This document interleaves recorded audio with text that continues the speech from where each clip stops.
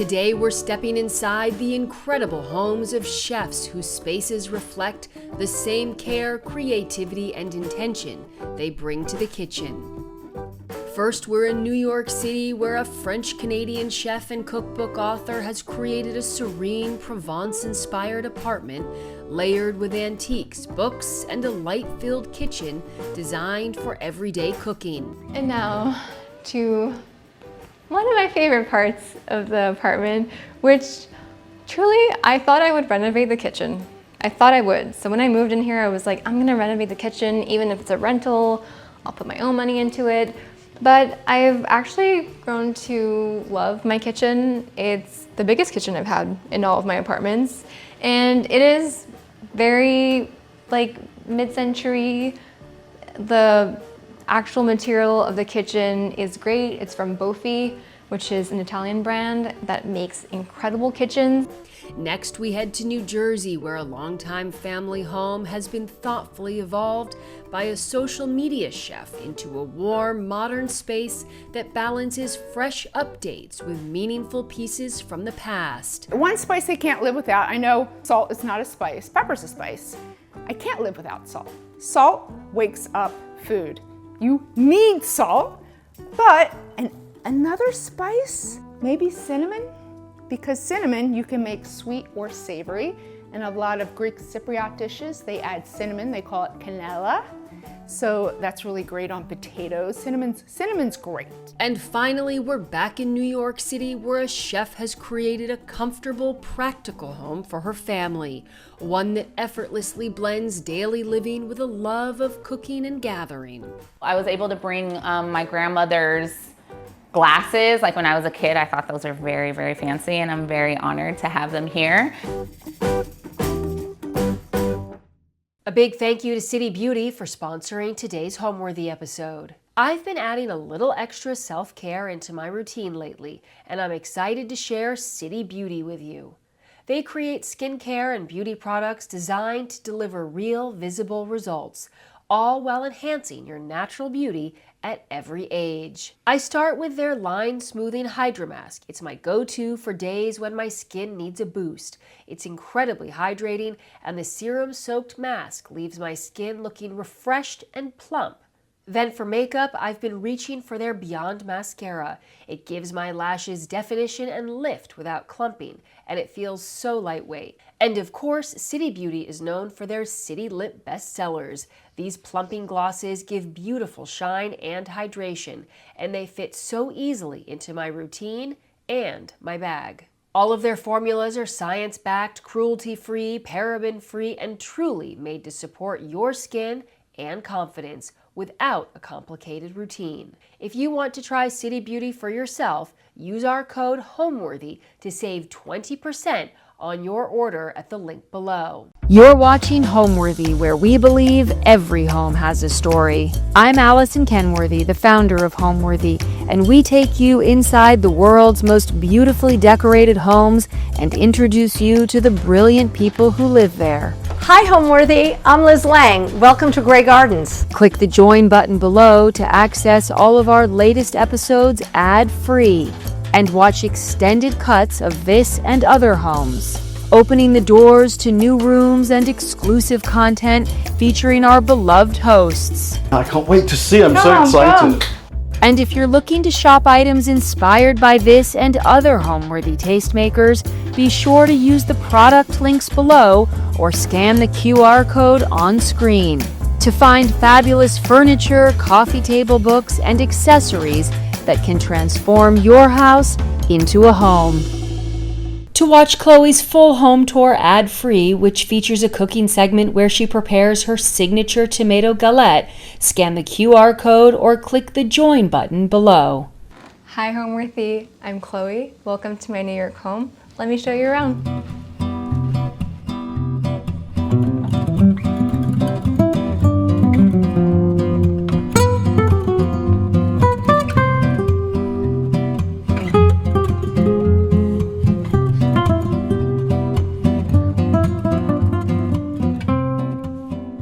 Hi, I'm Chloe Crane LaRue. I live on the Upper West Side here in New York City. I'm a recipe developer, cookbook author, and content creator. So we found this apartment on Street Easy about a year and a half ago. I was actually in Paris when I found it on Street Easy, and I knew this apartment would go pretty quickly. So I told my then boyfriend to go and see it, and he did, and he said, okay, you're gonna love this. We have to come back when you're back from Paris. And we did. And when we came in and saw it together, I just couldn't believe how incredibly unique this apartment is. It's just the moldings, the character. It truly feels like you are not in New York City when you're in this apartment. It feels very European, very Parisian actually, and that's really what drew me to it. I love French aesthetic, French style, French culture.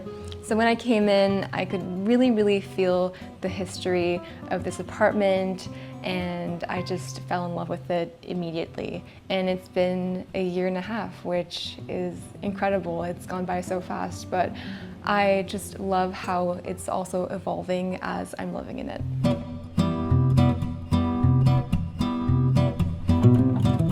This is the living room, which is honestly my favorite part of the apartment.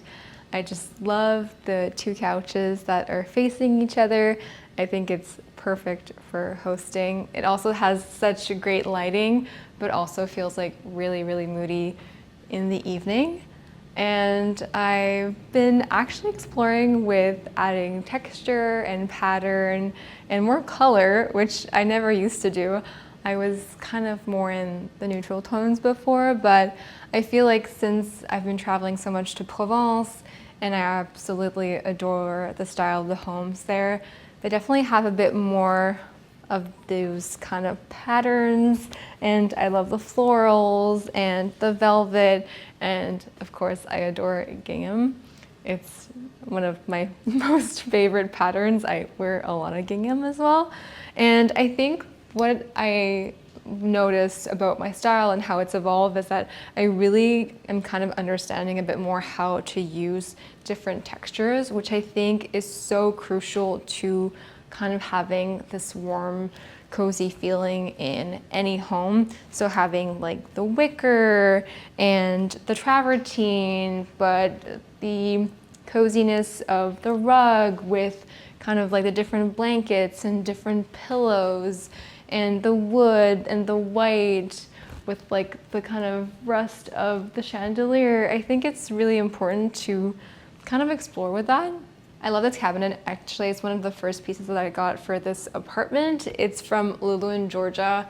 It has great storage, and I just love that, you know, I can put a lot in it, but it feels like definitely more of a statement piece, and I put a lot of the pieces that I really love in there. I have a few statues and frames and books that kind of mean a lot to me, so I put them there, and it's probably the first thing that you see when you go into the apartment. The second piece was this bar cabinet, which I absolutely love. I love the burl wood. I think it is the perfect accent piece, and it also goes with the different types of wood. Even though I'm someone who really loves mixing different woods, I think it's super important. It keeps things, I think, more interesting, and it feels like it just creates warmth in my apartment. So we do love wine, and we do love having a drink.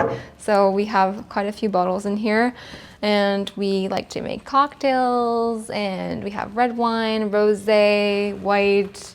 We're definitely into this whole French culture, and that's how we grew up. After work, we have a little glass of wine, and it just like ends the day perfectly.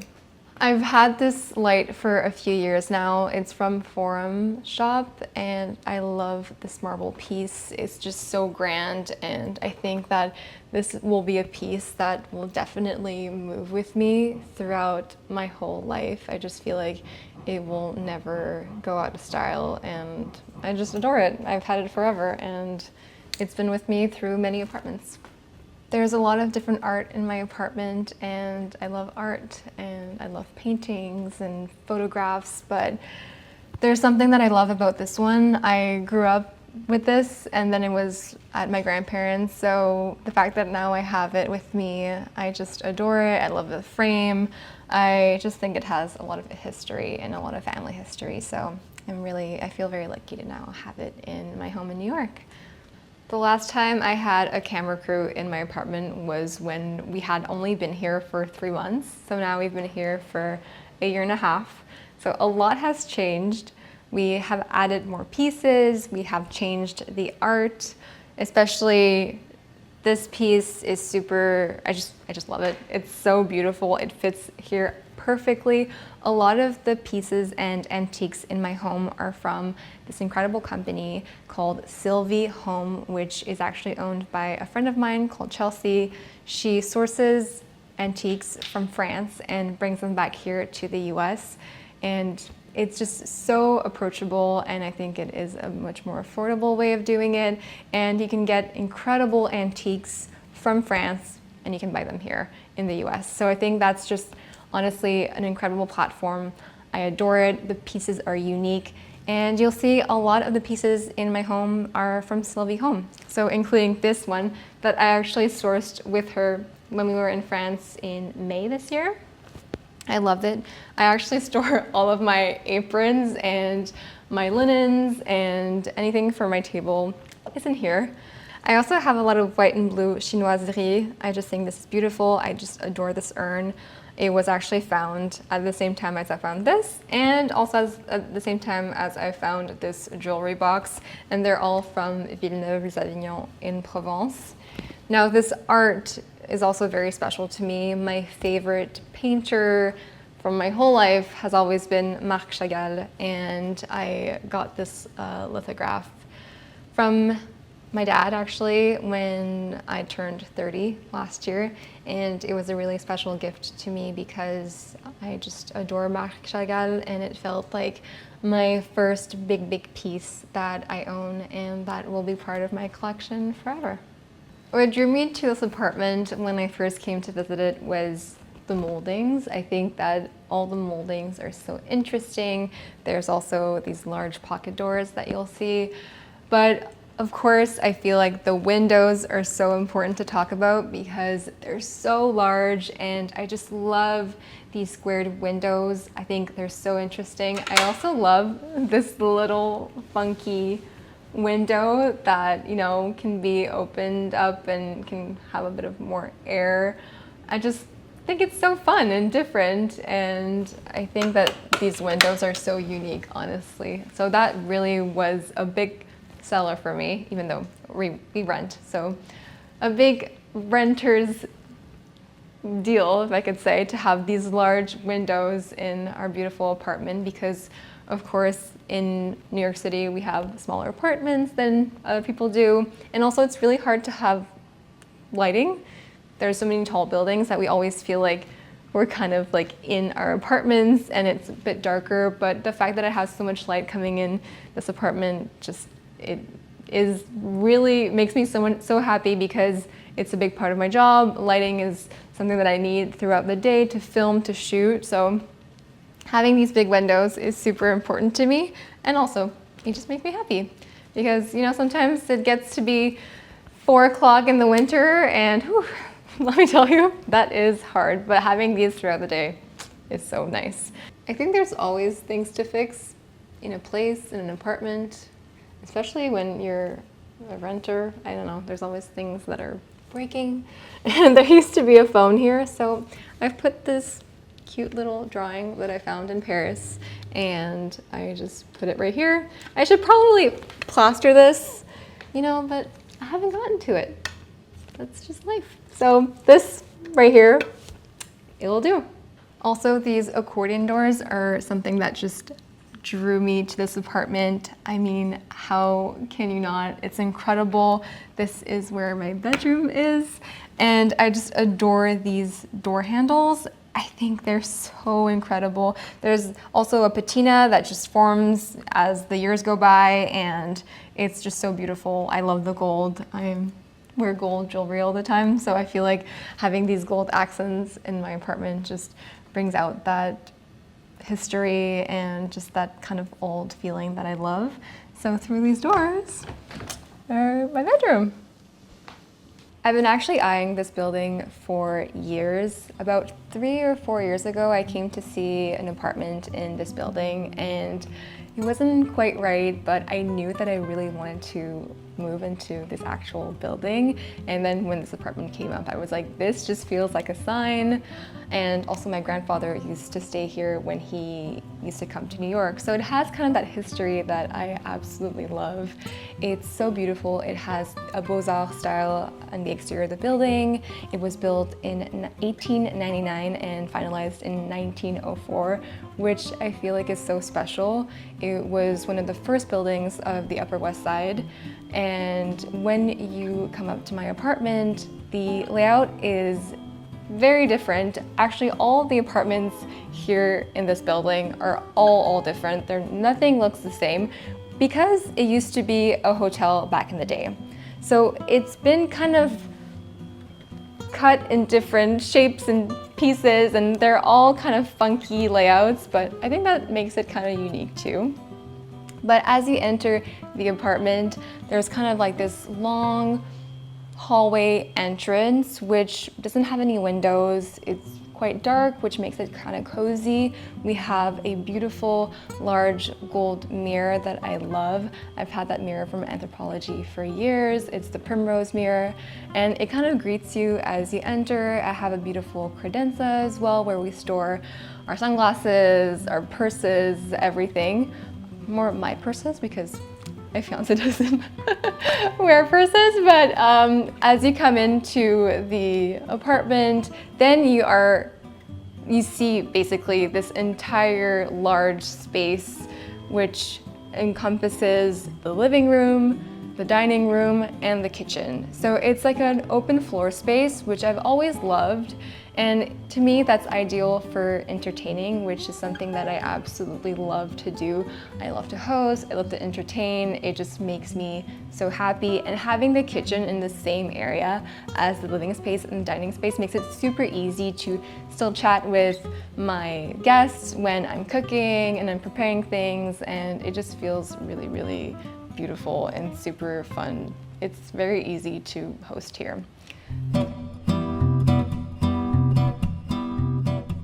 Welcome to my bedroom. So this space is just really a space that makes me feel very at ease and at peace.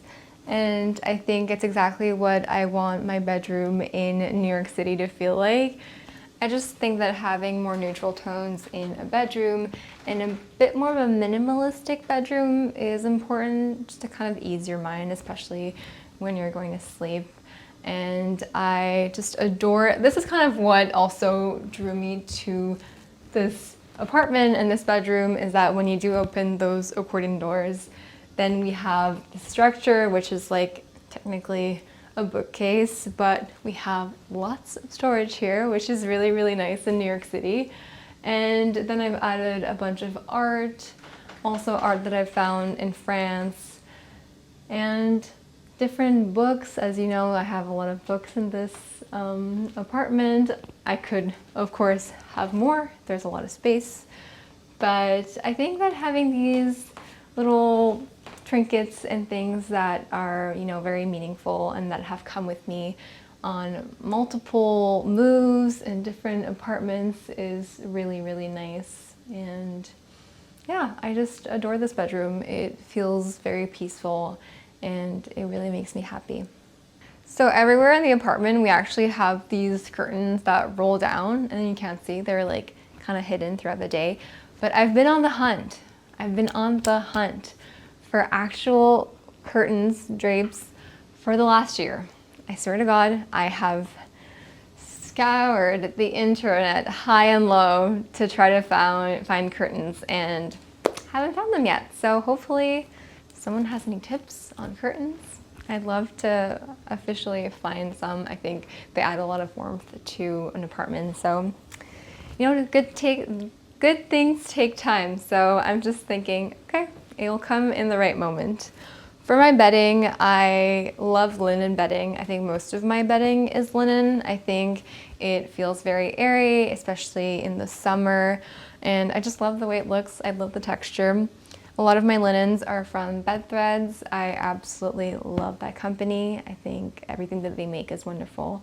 So I have a lot of different colors. I try to switch it up. Like now it's fall, it's cozy, so I have these more like beigey, orangey pinks, which I think is really perfect for this time of the year. And then for the winter, I have a thicker duvet that is, a bit more in the winter tones. And then in the summer, we have something very light and airy, which is usually white with stripes. So I feel like it's fun to change your bedding as the seasons go along. I love to do that. And yeah, I think, having these two accent coffee tables are really fun. They're actually from CB2, very easy. I love these lamps. They're from Jake Arnold's collection for Crate and Barrel. I thought they were really, really beautiful and kind of added this like mid-century look. We have these built-in shelves, which honestly, I really haven't taken a lot of time to style these. I usually take a lot of time to design my homes, and the bedroom is always the thing that I design the last. I just think it's because I don't spend that much time in here. We kind of just sleep and change and then go on about our day. For me, the most important part of a home is the living room, the dining room, and the kitchen, of course. And so yeah, it always takes me a while, so that's why I haven't really styled those shelves that much, but I'm hoping that I'll do that in the next few months. That's the thing about being a renter, and especially being a renter in New York City. I think that because we move so often, it's hard to finish the home on time, or I always feel like I could have made it better. But I'm really hoping that I really kind of design this home in the way that I want to, and that I do stay here for a few years. I really love it. It really truly feels like probably the most me home that I've had in all of New York City. At this point, I've had 5 different apartments in New York. I've been here for 11 years, and I would say that this is the home that feels the most like me, and I really love it. If you guys follow me on social media, or if you've seen some of my recipes, I used to cook behind this art piece for a very long time. I had it in my dining room, and I would actually do my cooking videos in my dining room, and had this behind me for about 2-3 years. And now we switched it and we put it in our bedroom, which I think is actually the perfect place to have it. This piece is by Kristen Georgi, and I just absolutely adore her art. And it does feel like the bedroom actually needed this kind of art piece. I have another one there, which is a still life and has much more color, but this being so minimalistic, I think is just so beautiful, and it's the first thing we see when we wake up. I think this is truly how I envisioned my dream apartment in New York City. I think I live in my dream apartment in New York City. Maybe an extra bedroom would be nice, but I think for the moment it's completely fine. But how I envision my dream home would be a space that I can kind of move freely inside and outside. I love a home that you can really live both indoors and outdoors. I think that's what I miss about living in the city. I think being able to have a house where I'm kind of like moving from the patio outside to inside in the kitchen, I think that would be ideal. But also having more of like that chateau style, which is kind of what I've been trying to achieve here. But I think that if I do buy a house soon in Provence, it will have exactly what I'm looking for. And being able to have our apartment here in New York and then our house in Provence would truly be the best of both worlds. I mean, I can't think of anything more perfect. So I think that would be the goal. Really, it would be. The kitchen is the first kind of room or first thing that you see when you enter the space. And it is a kitchen that is directly on the wall. So I didn't really have any real kind of substance to it besides having that only kitchen wall. So I added an island, which makes it so great for me to be able to cook on and also host, like I said.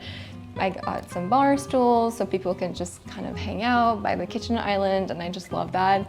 It makes it kind of casual and fun, and it's been super helpful to have that island to cook on and also to shoot my videos. I shoot a lot of recipe videos that I post online. I also have this series called Market Meals, which is very produced, and I'm basically going to the market and then I cook a recipe on my kitchen island, in my kitchen, and it's really great. So it feels like the kitchen is for me, it's always been the heart of the home.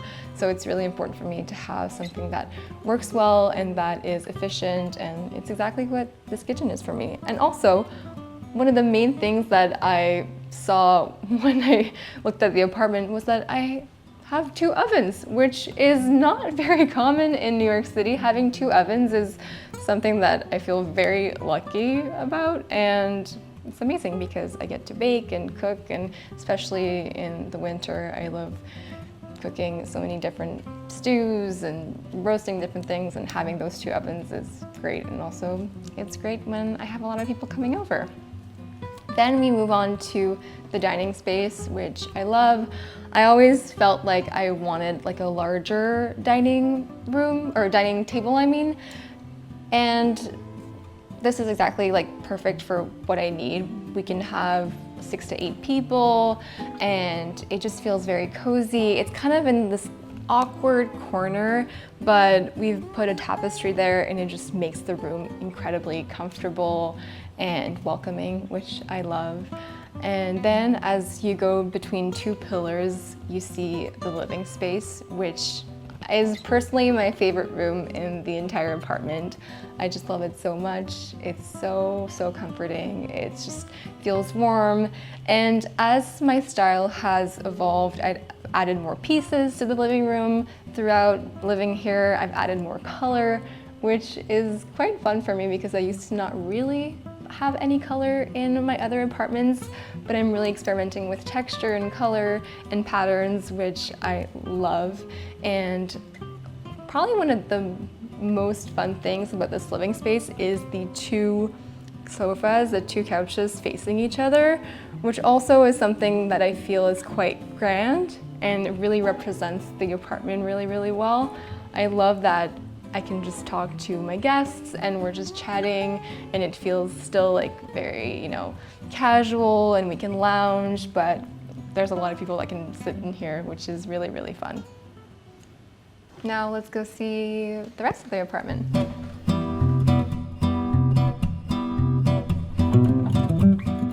And now we're moving on to the dining space, which is of course very important, especially when you host a lot. I do love this wicker vase. I think I'm very much into wicker anything right now. I feel like it adds that texture that sometimes is missing from like wood, marble. I think that the wicker just adds a bit of warmth. And I love this dining table. It's actually from our house. It's the Saint Germain table. And I love that it has like these like walnut legs that are very sleek and modern, and then the marble that is timeless. Also a big thing with this dining room, if I can say that, is the tapestry. It's from Amber Interiors, and I actually got it on Lulu in Georgia. And I just love tapestry. I think, again, it adds a lot of warmth and texture to any room, but also it really brings your eye up. And sometimes I feel like with art, it's much smaller, and tapestry really takes over the entire wall, and I think it's super interesting. So I just really love this one, and it's a landscape, but it also kind of feels a bit mysterious. You can't quite tell what it is as soon as you look at it, so you have to really kind of keep your eye on it. And yeah, it just kind of brings in a bunch of the different colors from the apartment. The darker green, this kind of like beigey pattern, and then a little bit of the white in here. And I love that it's being held up by this wooden beam.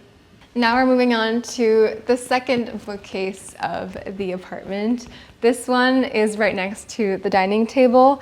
I added these curtains. I actually got these from Amazon. There's like these cafe curtains, and we have a lot of stuff here. So this is the behind the scenes of like all of like my photography things, like tripods, storage. But like I said, this apartment actually has great storage. So we have even some here. We have our board games, which also can be a fun hosting idea if you like board games. I think that's such a cool thing in the winter when you want to bring friends over and you guys play board games in the living room. So we have a bunch of those. But yeah, I think these cafe curtains are really, really beautiful and fun. Obviously, kind of bring out that French style, but make it so we don't see all the things that we don't want to see. And I do have all of my cookbooks here, and I did turn them around just because I think that sometimes I don't want as many colors. Like there's like pinks and yellows, so I think this is fun. And yes, I kind of know where all of the cookbooks are, so I can kind of find them if I'm looking for a recipe. So that's not too hard. I also have a lot of my cookbook everywhere. It's kind of like spread out throughout the apartment. But I do have these like weird little like trinkets, like this nose that is actually from Aesop. And I feel like it was a really fun sculpture. I've had these, I've had this kind of sculptural thing. It's an antique. It's from this online antique shop called Estate, and I think it's beautiful. I've also had this forever. It's come with me in many apartments.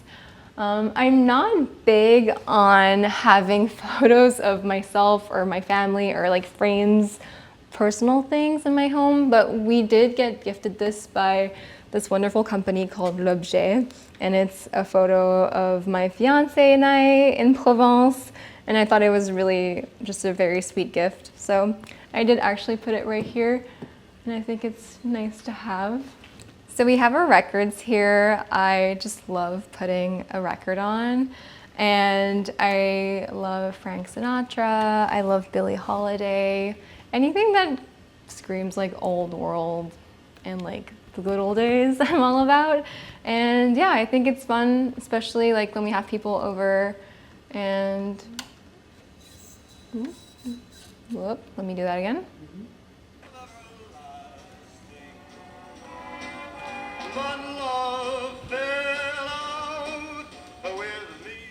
I think this is just really nice, a really nice touch, and people love changing the records.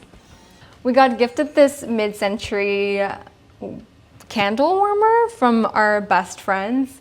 They actually gave us that last year, and we absolutely love it. I mean, I've heard that candles are not great for you, which is just soul crushing because, as you can tell, I put candles everywhere in my apartment. To me, it's what sets the mood, but I feel like this candle warmer is much better for your health because there's no flame, of course, but you still have the smell of the candle. So I love this piece. It's definitely more modern, and I think it really is fun because you don't want everything to feel from the same era. I think it's fun to mix mid-century with modern, with antique, English, French. I'm all for mixing different styles, and I think that this apartment really does that quite well.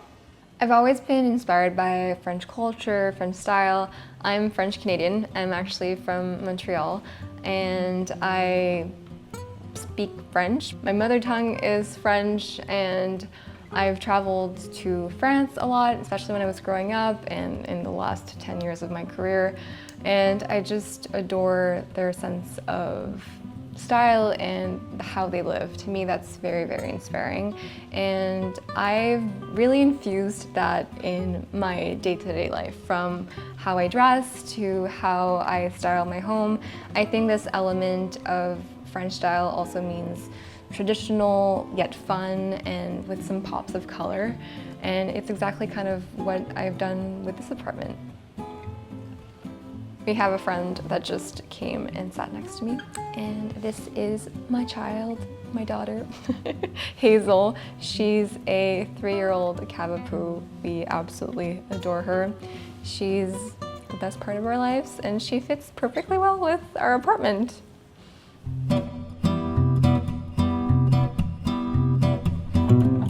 And now to one of my favorite parts of the apartment, which truly I thought I would renovate the kitchen. I thought I would. So when I moved in here, I was like, I'm gonna renovate the kitchen, even if it's a rental, I'll put my own money into it. But I've actually grown to love my kitchen. It's the biggest kitchen I've had in all of my apartments. And it is very like mid-century. The actual material of the kitchen is great. It's from Bofi, which is an Italian brand that makes incredible kitchens. And the one thing I would say is that I have the tiniest sink in the world. That's what I would change. This is not great for someone who washes lots of dishes like me. But the fact that, you know, I have 5 burners and 2 ovens and a lot of pantry storage is amazing. And I've added like a few things, like of course I have my copper tea kettle, which I love.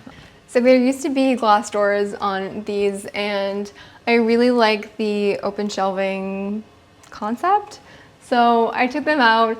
I was not able to take off these hinges, so they're there and they're gonna stay. But I do love the open concept of seeing all the dishes, and I also like that it's not too perfect. It kind of looks like it was kind of thrown together, and that's kind of what the whole kitchen is, you know. I feel like I'm here all the time. It's not perfect, and I do love that a home feels lived in and it's not too precious, and that's why I have art in my kitchen, of course. I remember when I put this and my fiance was like, are you gonna put art in the kitchen? And I was like, absolutely, because you don't wanna know something? This was $15 at the thrift store, and you can never tell. It looks great, and it's fruit, and it goes with our kitchen, and I thought it was really beautiful. So this was actually found in New Jersey. I do have this little salt box that I found in France. I love that. And I'm one of those people who always has to have a lamp on my kitchen counter. I think it adds so much warmth, and it's just very cozy instead of like overhead lighting. I think this is like super, super cute, and I love this one. It's from Crate & Barrel with the Athena Calderon collection. I have all my knives, which is probably not the best way to store knives, but I have my other knives that are here that are my better knives. So I feel like I need to find a way to actually store my knives better. And this is all my spoons and all the things I need for the kitchen. We have a little coffee area here. I love coffee. I drink a lot of it. And like I had mentioned, this is one of my favorite pieces from Sylvie Home. I actually just got this a couple of weeks ago, and this is our garbage. It's a very fancy garbage, and we are basically, now it's not used as that for the moment, but recycling and garbage with it, which I think when I saw it, I was like, this is the perfect piece to, you know, have garbage inside. No one will ever be able to tell. And I just love it. I actually put these blue and white plates. I love a wall of plates, and I see that a lot in the homes that I go to in Provence, and I just think that this is just so beautiful, and I hope to expand as I go and find new dishes. Lots of these are from France, but all of them are antiques, so yeah, and all of these also white and blue dishes. And then moving on to this piece, which is my kitchen island. And it is an essential in my kitchen because I just absolutely love, obviously, having more space, but being able to entertain. I have 2 little bar stools where people can just chat, and while I'm chopping and cooking, they're there, they're having a glass of wine. I'm going back and forth between, you know, the oven and the stove to like the kitchen island. And I think that having that is essential. I love that it's big, and I love that it's black actually. I think that there's a lot of black accents all throughout the apartment, and I wanted something that was like kind of powerful, and I feel like that really is. And it's great for storage, lots of things underneath here, and it's beautiful. It's a new piece, but it still feels antique and very special. So my career has evolved a lot in my life. I actually always knew that I wanted to be an artist. I even told my parents when I was 12 that I wanted to be a photographer. I went to them, and after reading a book on Annie Leibovitz and her work, I just was so in awe of everything I saw, and I kept researching her work and how she used to photograph things and how she does photograph things, and I just fell in love. And from that moment on, I told my parents I want to be a photographer, I want to be a fashion photographer, and I was like, I am going to move to New York City when I'm 18 years old for university. And they were like, okay, well, just keep going with that dream. And I never changed my mind, which for a 12-year-old, you always think that, you know, as a 12-year-old, your kids are probably going to change their minds, but I stuck to my guns, and I just wanted to move to New York City and pursue my studies in photography, which is exactly what I did. I went to Parsons, I had my BFA at Parsons in photography, and that's when I began my career. I just love photography. I loved being able to photograph things, and especially with people back then, and to be on set. I just love that atmosphere, being around makeup artists and stylists, and just being on set with people and being able to photograph beautiful things was truly what I loved, and also being able to share it with the world. And that was way before social media. That was way before I knew anything of Instagram, TikTok. That didn't even exist back then. So I just knew that what I wanted from my life and what I wanted my purpose to be was to create beautiful things and share it with the world. I always wanted to do that. And it's funny because I still do that today in a different form.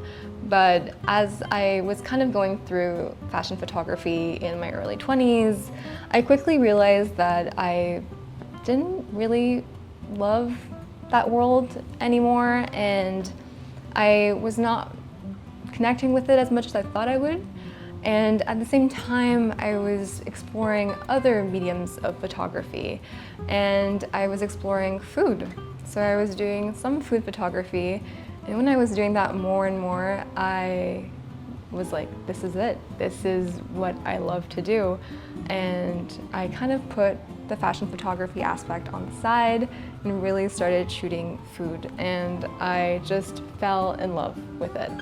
And food and food photography brought me just so much joy. I felt like being able to photograph a dish that was prepared by a chef, having this kind of lighting on food and what it would make people feel, and I just thought that was so cool. So I started shooting cookbooks. I was basically shooting for different food brands and food companies, and I would pitch myself to different food brands and food companies, and it was really, really cool because the response was great. I did that for probably 8 years of my life, and I also did a bit of interiors as well, so I was also in the interior space. But food was truly what brought me the most joy, and I just loved being on set. Being on set was still something that I really, really enjoyed, but being with then like a chef, a prop stylist, a food stylist, and really learning from the chefs that I was on set with. They were cooking different things, and back then I was not much of a cook. I was learning, but seeing really what they were doing on set really, really was inspiring me. And I knew that I loved to cook, but I didn't really know how to do it. But it was through my career as a food photographer that I really learned how to cook, basically, because of the chefs that I was working on set. I was seeing what they were doing, even if they were, you know, doing a steak or something like this. I've been plant-based for 11 years. I knew that I was kind of wanting to basically take what they were doing and take the, how can I say this? Like, interpret my own version of the food that they were making, and that's what I was doing. So I was shooting photography during the day, and then at night when I would go home, I would kind of cook my own meal of what we did on set and just kind of make my own version of it. And I thought that that was so cool because that's really how I learned how to cook. I learned how to cook on my own, but I saw it through the eyes of the chefs that I was working with. And as we all lived it together, the pandemic happened in 2020, which kind of, rocked, I would say, everybody's world. But I did not know what my next step was. I obviously was stuck in my tiny, tiny studio apartment back then. And I was like, okay, well, I can't be on set with anybody. I don't know when that's gonna change. And I had turned to social media. I was like, okay, let me just see what I can do on social media. Back then I had maybe a following of like 40,000 people, and I was really just showing my work and my food photography work. And I was like, let me just kind of be a bit more personal, talk about how I'm feeling, and show more of like me, basically. And then summer 2020 was rolling in, and I was posting more, and I could see that it was kind of gaining a bit of momentum. But in August of 2020, that's when Reels came out on Instagram. And I told myself, I'm gonna post a Reel every day, and I have nothing to lose. And I have nothing to lose, so let's just see how it goes. And that's what I did. I posted a Reel every single day, and I could just see the numbers rolling in, and I was like, I'm so enjoying this. I don't know what's happening, but I see that I'm being directed into doing that. And I feel like the universe, whatever, when you feel that you're being pulled in the direction, it's probably because you need to go there. And I was like, I'm just gonna focus on that direction and really follow it. And that's what I did. And as I was posting more and talking more about myself and what I was doing, and I was also posting a lot of videos that were very aesthetically pleasing and that were kind of bringing people into a fantasy world, which I think back then was really important. We were kind of craving that. We were craving a bit of magic, especially during that time. So I was kind of like bringing that, and I think it brought a lot of peace to certain people. And that's kind of what I was doing. And then I was cooking a lot, of course, as we all were, but I was practicing a lot just on my own. And I said, okay, well, why don't I just cook online and show my recipes and share them, but in a very aesthetic way. I hadn't seen a lot of people doing that in a more poetic way. And I was like, let me do this kind of poetic cooking and see where that goes. And as I was posting more and as I was doing that, I just fell in love with doing that myself. And then I think that people really started loving it as well. So it was so fun for me to post these videos. And it really actually just shaped my aesthetic, which I think really flourished back then. And it's kind of what I'm known for now. And I just absolutely fell in love with sharing on social media and creating these videos. And through sharing my recipes and my cooking, I always knew that I wanted to do a second book. I had already written a first cookbook in 2017. We were 3 authors, myself, my mother, and a third author on it. And it was a lot of her recipes, the third author, and I knew that I wanted to do a second cookbook. The first cookbook was vegan, plant-based, which I've been for the past 11 years. And I know that I wanted to do a second one, but really now that I had really kind of put my 10,000 hours in, I knew that I wanted to write my own recipes, and I was really focusing on recipe development. So I kind of have shaped this following, but also really practiced my own craft. And I saw that there was an opportunity for a cookbook. So I really did it on my own. I actually went and met a literary agent. Then I pitched our idea, and then we pitched our idea to different publishers, and we got a book deal, which I think a lot of people would think that a publisher came to me, but it's actually the opposite. I went to different publishers. I really, really wanted a book. I think a book was always something that is tangible, that I love, and I have a billion books in my apartment, and especially so many cookbooks, but that's just something that I've always wanted to do again. So we worked on our second cookbook called The Artful Way to Plant-Based Cooking. We worked on it for 3 years, almost 3 years, and it came out pretty much exactly a year ago, September 2024, and it was just such a roller coaster ride. I would say writing a cookbook is definitely not for the faint of heart, but it is something I am so immensely proud of. It is so incredibly rewarding, especially, like I said, to have something so tangible and that will be in, bookstores and that will remain in people's homes for a long time.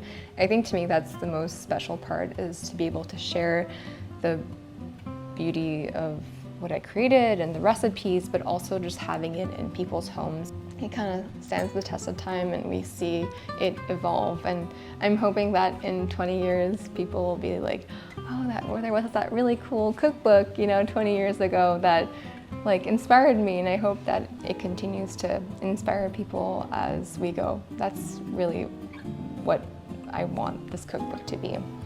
And like I said, I'm plant-based. I've been plant-based for 11 years, so my focus was always on plant-based recipes and how to make it easy and accessible for people, but putting in a bit of that beauty that, sometimes we kind of forget about cooking. I think we live in busy cities, and especially me, I live in New York, and we all kind of hustle, and it's hard to dedicate time to cooking and dedicate time to just being able to set the table and have really a moment to yourself with your food.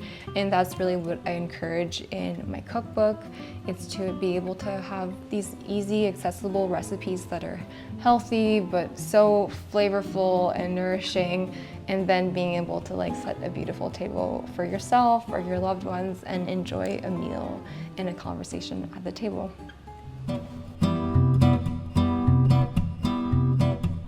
And next to the kitchen, we have our powder room, and I've definitely added a few touches to this powder room.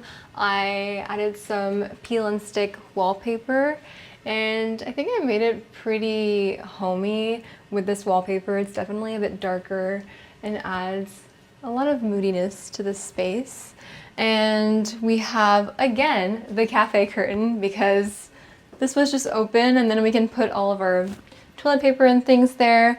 But what I love is that the wall here is travertine, which is actually kind of the same material as the floor, but a little bit more on the orangey tones, which is also why I chose this wallpaper, because it has a little bit of the similar colors. And then this alabaster marble sink, which is so fun. I think it's so unique. And I changed the lighting fixture in here. And yeah, it's just a really nice space. And I just love that we have a powder room. That way people don't need to go into our actual bathroom. That is always an absolute mess. So this really feels nice when our guests need to just use the bathroom. What do you think? Do you like it?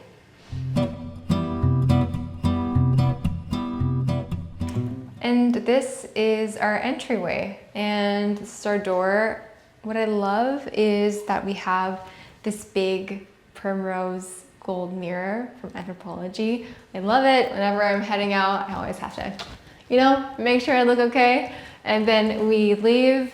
This is pretty well organized. We have all of our sunglasses, and I have all my travel things and my purses. So this is really the kind of you need something before you head out, it's probably there. Lipstick, anything like that. But I do love this because we have a ton of storage in these, all of our jackets and winter coats. And actually, which I won't show you, maybe one day, but my fiance has a closet, which is an office in a closet. And we are currently kind of trying to make it look pretty. Right now it is a storage space, but it's really fun that we can have a closet and then just like put it away when we don't need to see it. And that's the entryway. It's quite large and spacious, which is really nice. And the storage is amazing. And it also feels like very nice because when you come in, you don't really know what to expect from the rest of the apartment. And that's kind of how it goes. Hosting a dinner party or a cocktail party is definitely my favorite thing. I just love to entertain. I think it's because we used to do it when I was a child. My parents would invite people over every weekend. We always had people over and it was always a party, so I feel like that's what I love to do. I don't like to go out. I like to have people over at my place and just making it cozy and casual, and sometimes we can even dress up. So that's truly something that I absolutely adore. And I think that anybody can do it. I think sometimes we think that hosting can be daunting because we don't know where to start. What do I have to, feed my guests? How do I decorate my home? But I think that what I would say is the most important is, of course, the food. But beyond that is really the atmosphere that your home exudes. I think having the right playlist is super important. I love to curate playlists on Spotify. I think that's such a fun thing to do. I also have a bunch if you guys want to go see. I think having a few smaller lights all throughout the apartment is really, really nice, and an array of different candles, tapered candles, smaller candles is really, really nice. So being able to set the mood is really, really important to me.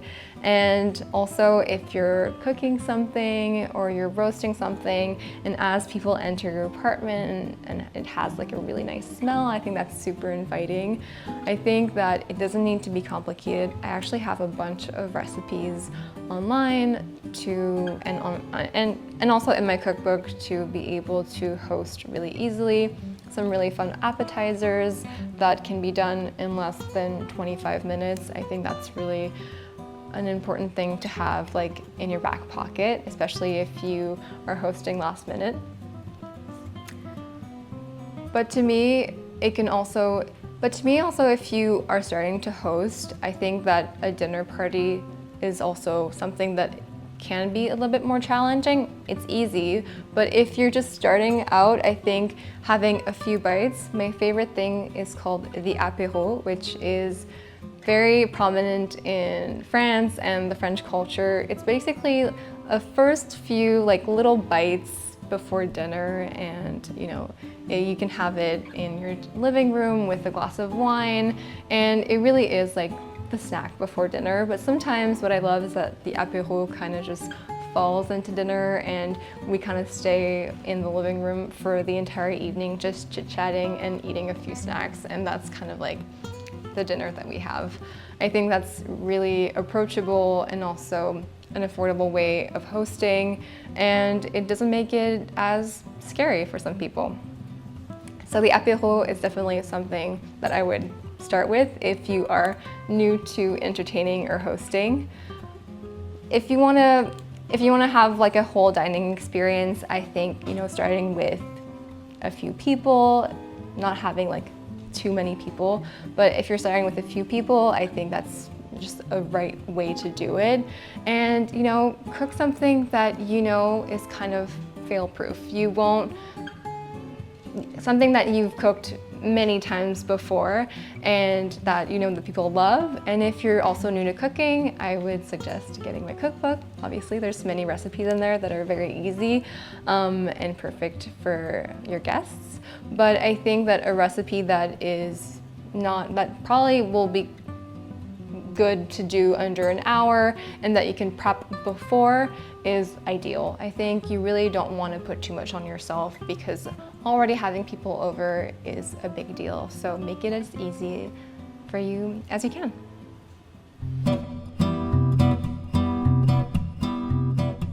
So it's been about 25 to 30 minutes and now our galette is ready. Let's get it. Let's get it out of the oven.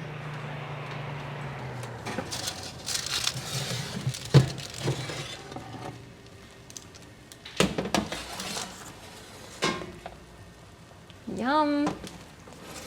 It's looking wonderful.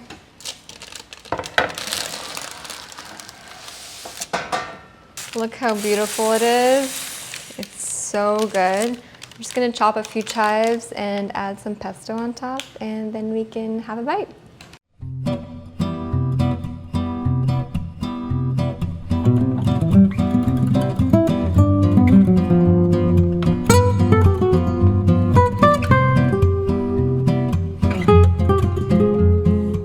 I made this pistachio pesto yesterday, so we'll just add a bit of this.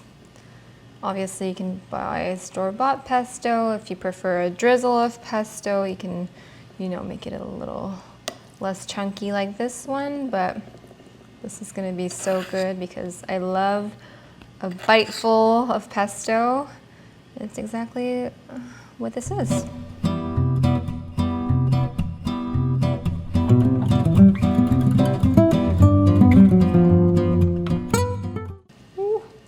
Still quite warm.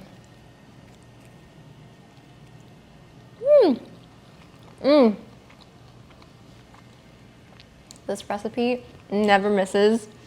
It's so good. You guys, you have to make this. It's amazing.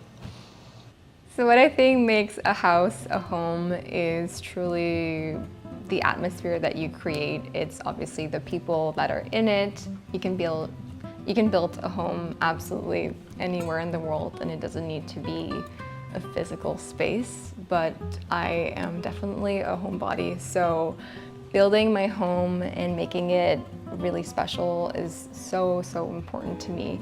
It's all about how it feels the second that you enter.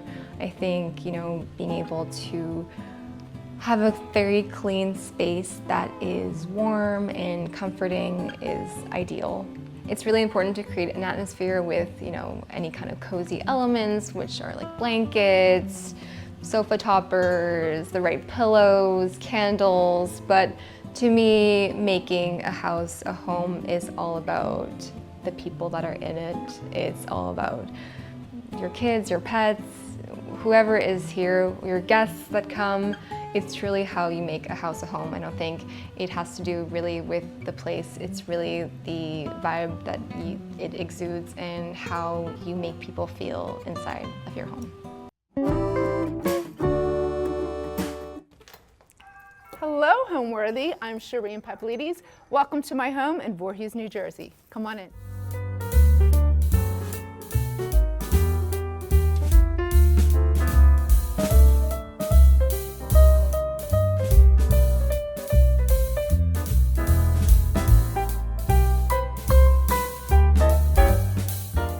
You're watching Homeworthy, where we believe every home has a story. I'm Shireen Pavlidis. I'm a social media chef influencer, and this is my home in Voorhees, New Jersey. So I've lived in my home for 23 years, and when we first moved here, it was just drywall.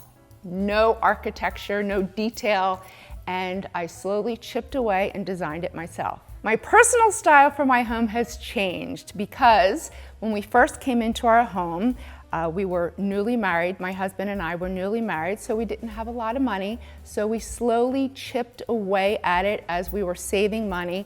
And as time goes on, your tastes change, styles change, so it's become very eclectic. Welcome to the entryway.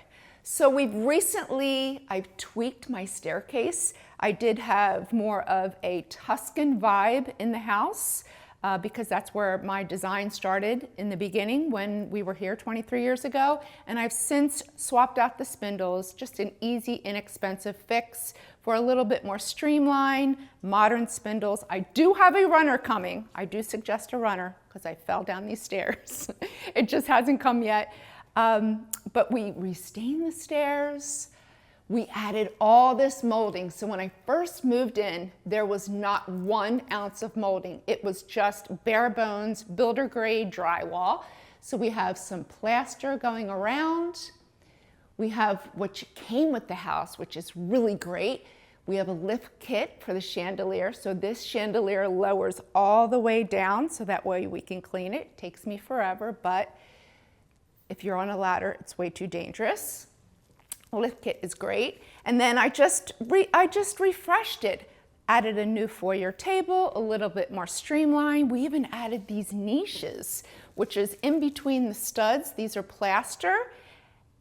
There was nothing. This was bare bone. We added this wood molding. When I think about it, gosh, it was a lot of work. It was. So originally, the entire first floor was terracotta, not a true terracotta. It was ceramic tile made to look like terracotta. We weren't in a position in the beginning to rip out the entire first floor. We waited 23 years. We finally ripped it out with the new kitchen renovation, and I couldn't be happier. I was trying to design around it. It was impossible to design around. I thought it would just go away. It never went away, and finally it's gone. And I love these new floorings. It is a great color. It's neutral. You don't see a lot of dirt or dust. And finally, new floors.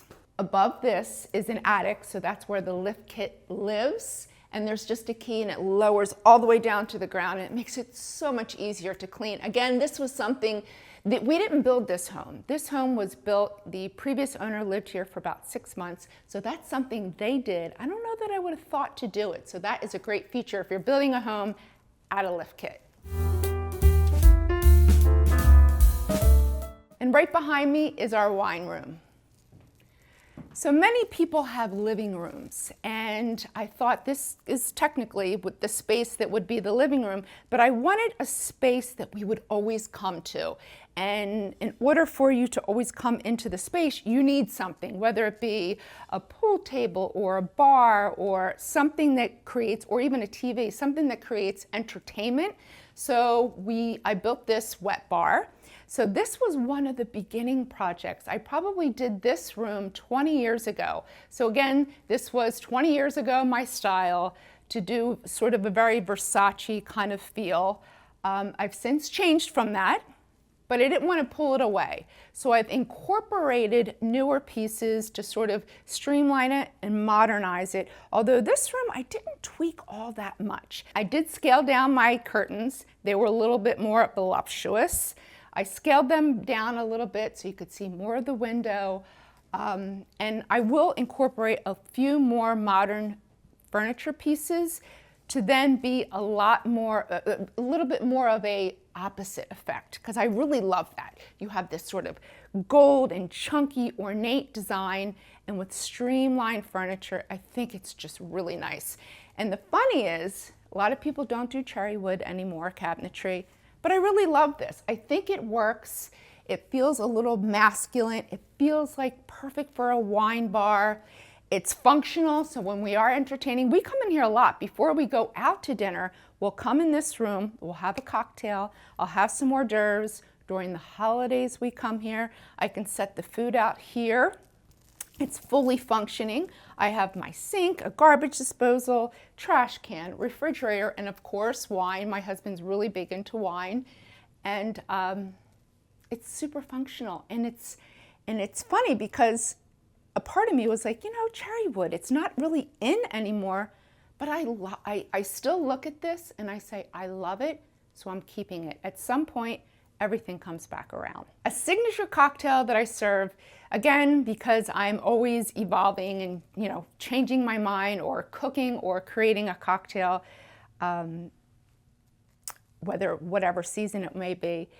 During the fall months, it'll be a candy apple cocktail, candy apple martini, or sidecar. I love a sidecar martini. That's a good signature favorite. And I love sangria. Thanksgiving, I make my sangria from my cookbook. It lives here. It's filled with ice and all the fruit, and it's beautiful.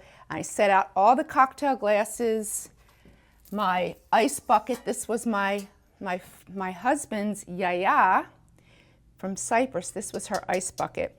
I loaded up with ice. I let everyone help themselves. And by the time dinner comes, people are feeling good. My sangria is good, really good. You have to try it. So this is the furniture that I chose 20 years ago. And they're really good pieces. So it's like, if I got rid of these pieces now, no one wants them. Getting rid of really good furniture, it's so funny. It is really hard to get rid of your furniture. So I'm keeping it. I still love it. This is a one-of-a-kind piece. It's discontinued. It's made in Italy. And if I were to give this away now, no one wants it. I would get no money for it. It still looks beautiful in the space, so it stays. These pieces are a little bit more modern, and I love to like incorporate a little bit more of a modern, streamlined design, which is, it just adds a calmness to the space because this is a busy room. So my sconces, back when I first started this room with the Versace era, as you can see, it has the Medusa head. So these are fine art lamps, and they had this Medusa head, which, I mean, it was only fitting for how I was designing at that time. And the funny was, so I wanted mirrors. My home is not big. So in order to create the illusion of something being bigger, mirrors. So I incorporated mirrors into the space, inside the molding, and it was so difficult to get someone to put these mirrors in here because of the ornate cuts. I couldn't really get anybody for the longest time. I finally begged and pleaded because what happens is once they're cutting, they lose a lot of the mirror, and it's not cost-worthy for them. It's not cost-efficient for them to do this for me. So I love these mirrors, and if they break, I'm in trouble because no one's going to want to replace them. And again, so backsplash. So, you know, if you think about it, a backsplash, a mirror backsplash is very sort of 80s, but this is a wine room. It's smoky, the smoked mirror effect. It creates the illusion of it being bigger. And it does, to me, it does not look dated. It's I wouldn't have it any other way. As you can see, as we walk through my house, you will see the change of style and taste that I had along the 23 years of creating and building as we went through my house. My career has been a long-running career. I've worked in restaurants since I've been 13 years old. I've shifted my career. I first, after college, went to, I worked for a private mortgage insurance company, but from there, I decided I wanted to pursue my passion in food, but I wanted to be in food media, so I shifted from restaurants to food media. I started working in test kitchens. I worked in corporate test kitchens, food companies, national food companies. I wrote cookbooks for other people, but now I write cookbooks for myself, which was always my dream. And then I shifted over to social media after I was working on QVC for 2 years. I was first a food stylist there. Then I was an on-air guest. And then I switched over to social media. It started off on TikTok. I never thought it would take off, but here I am. The content that I create on social media is food content. So they're cooking videos. So I teach you to cook from scratch. I like to say because you can. It's not hard, it's easy. I want to empower you in the kitchen to cook fresh, delicious meals from scratch because it makes you feel like a rock star. Next, I'd love to show you my dining room. This is the dining room. So it's not very big. The dining room is not very big. And here's what I'm going to say. If we probably eat in here twice a year. That's it. And I know a lot of people probably do the same. If I could do it all over, now I have the furniture, so I'm not going to move it. If I could do it all over, I would create this space to be something else. Something more usable. Just like my wine room, that's someplace that we go several times a month. Last month, I wasn't even in this room, but it's here. We designed it with all this plaster, so it sort of has this signature feel. These are made in Italy.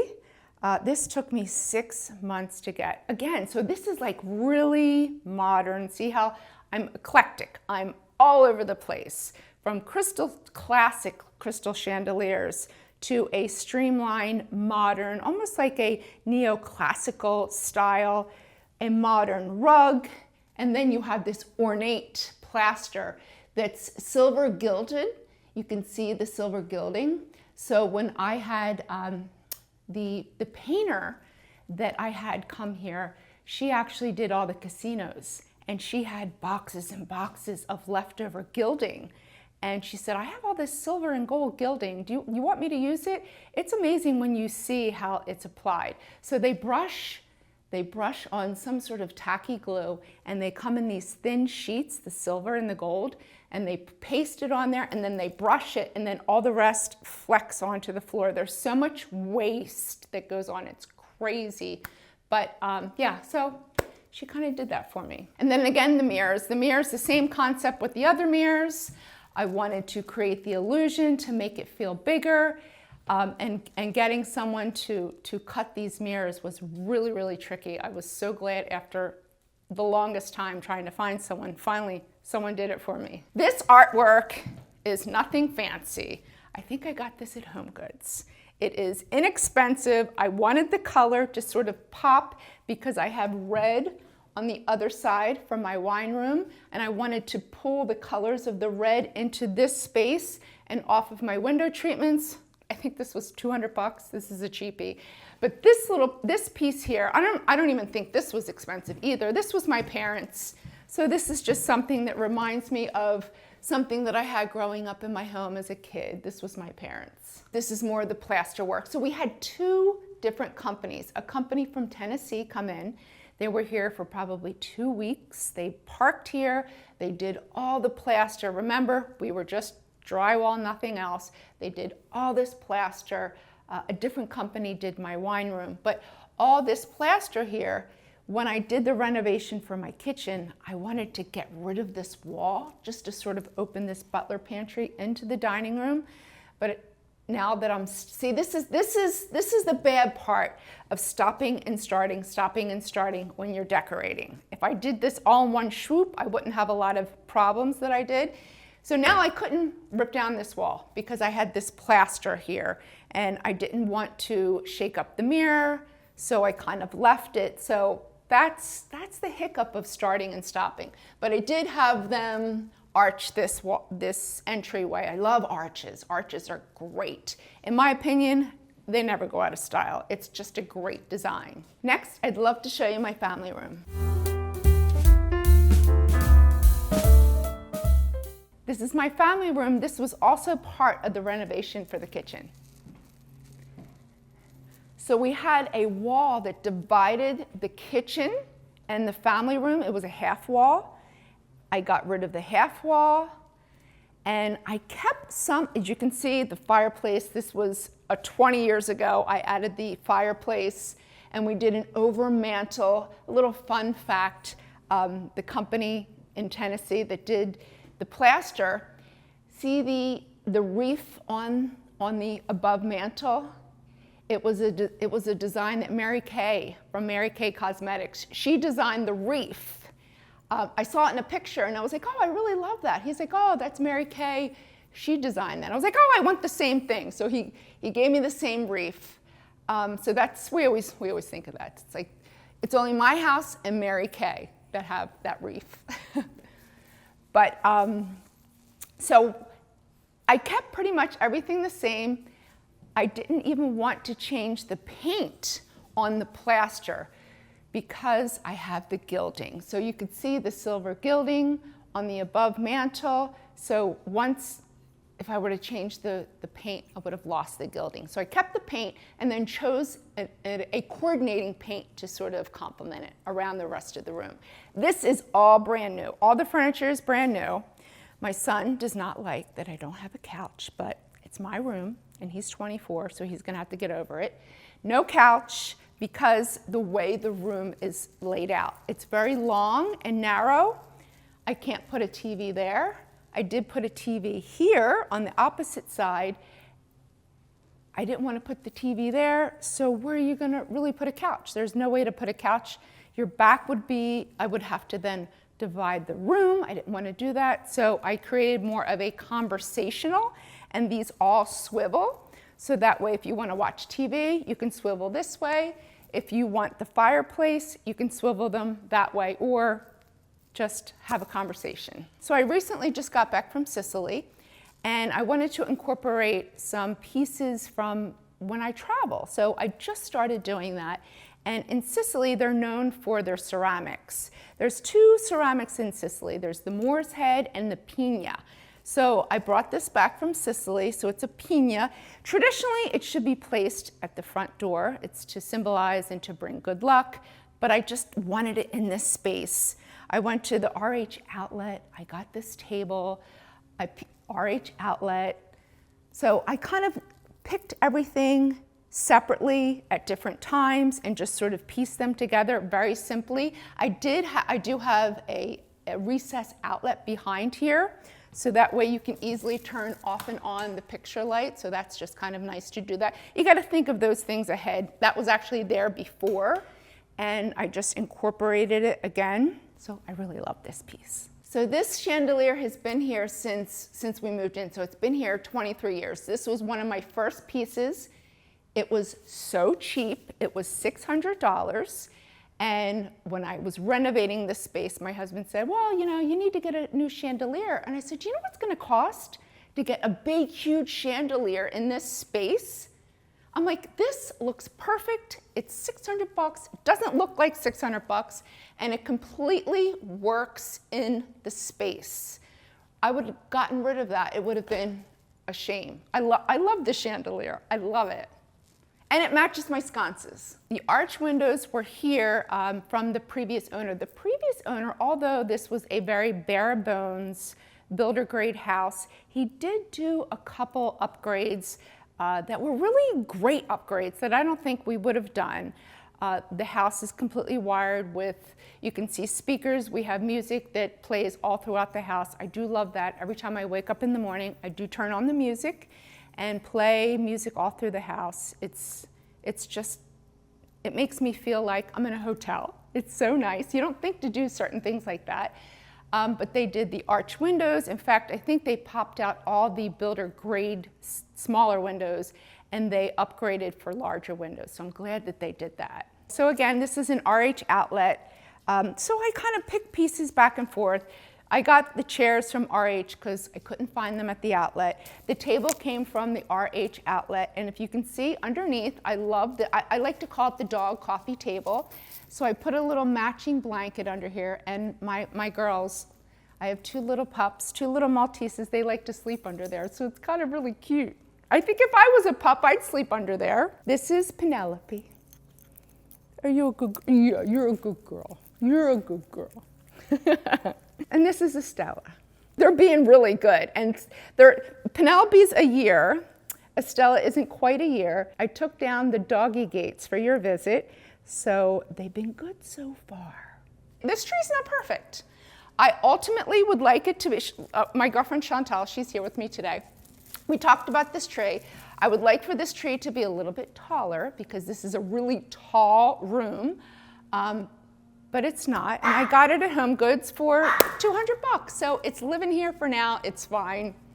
It gives a little greenery to the space, but it's not quite perfect, but that's okay. It was inexpensive. My home really is built for my family. It's to feel comfortable, to feel relaxed and de-stressing. Our life is so hectic. We work a lot. My husband works a lot. I work a lot, 50, 60 hours a week. And I really want it to feel comfortable and relaxing and de-stressing. I like to kind of have that feel of that hotel vibey feel to relax in. My family, I like to entertain with my family and friends, but no, I don't want big parties in my house. To me, that's stressful. And my work is stressful. I want it to be relaxing when I'm home. What I love most about my home, it does certainly feel like home. When I do go away, I look forward to, this is like main base. It's comfortable, it gives us a sense of security. We love roaming around our pajamas the majority of the time. It's comfortable, it's relaxing, and it's where my family gets together and we build memories together and eat great food. And now follow me into, I shouldn't say my office. It's also my husband. It was my husband's office initially, and I've kind of taken over. Come on. Welcome into our office. So remember, 23 years ago when we moved in here, this was all drywall, white drywall. There was I want to say there was a Berber white rug in here. It was bare bones. The wood maker that has designed my kitchen designed this space too. He's been with me for a really long time. My husband wanted a manly office, so I designed this for him. We did it really on the cheap considering. So we chose a wood that was more affordable, and we stained it a color that would sort of make it feel much more luxurious. So I'm always trying to get the best for the least when I'm designing. Chandeliers, I had to have 2 chandeliers. You know, 2 chandeliers are hard. These are 9-foot ceilings. It's hard to find chandeliers that don't really hit your head, but these work great. Ultimately, I think I would rather have crystal chandeliers in this space. Maybe at some point I'll swap them out, but throughout time, see, this is a pretty big office, right? You can have a little sitting area. We have upgraded this space several times because the dogs will come in here. They've ruined the carpet a couple times. This is now a new carpet. Let's see how long this one will last. So I just repurposed some of the pieces, but again, it's eclectic. This couch we've had for 23 years. My husband's desk has been here since the beginning of time. These pieces are new. And then this is where I do all of my editing for my videos. This is where I come every single morning. I check my emails, I do my editing. This is where all the business happens, and this is the cleanest it will ever be. And you can see my girls will sit underneath of my feet, and usually they have another doggy bed here and their doggy bed here.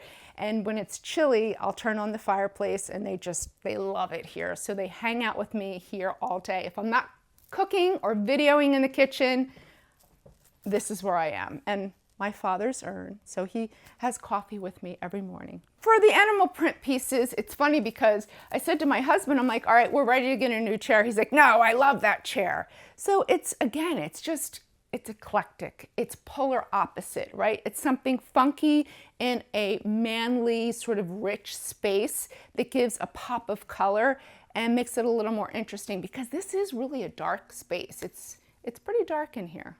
So it gives a little pop and a little pizzazz. When we first designed this, my cabinet maker, his name is Craig. So if you hear me reference the name Craig, Craig is my cabinet maker that's been with me for over 23 years. He designed this space. I have lighting everywhere. I always like to tell everybody when you are designing or decorating anything, lighting is everything. I'm going to show you the difference in this bookshelf. Here's the difference in this bookshelf. There's your lighting, no lighting. So I know lighting is an added expense when you are designing a space, but look how flat that looks without lighting. And then once you add lighting, it becomes a whole nother thing. Now it really showcases the architecture, the woodwork, and it just makes it pop. So if you're designing and decorating, factor in lighting. Always have to factor in lighting. Just scale down in other areas to make sure you can have lighting. But these pieces we just collected along the way. My husband is, we were married in Cyprus. He is a Greek Cypriot. So we have some icons here. He's a cardiologist. So some of the doctor things my mother-in-law or he's gotten along the way, whether it was graduation.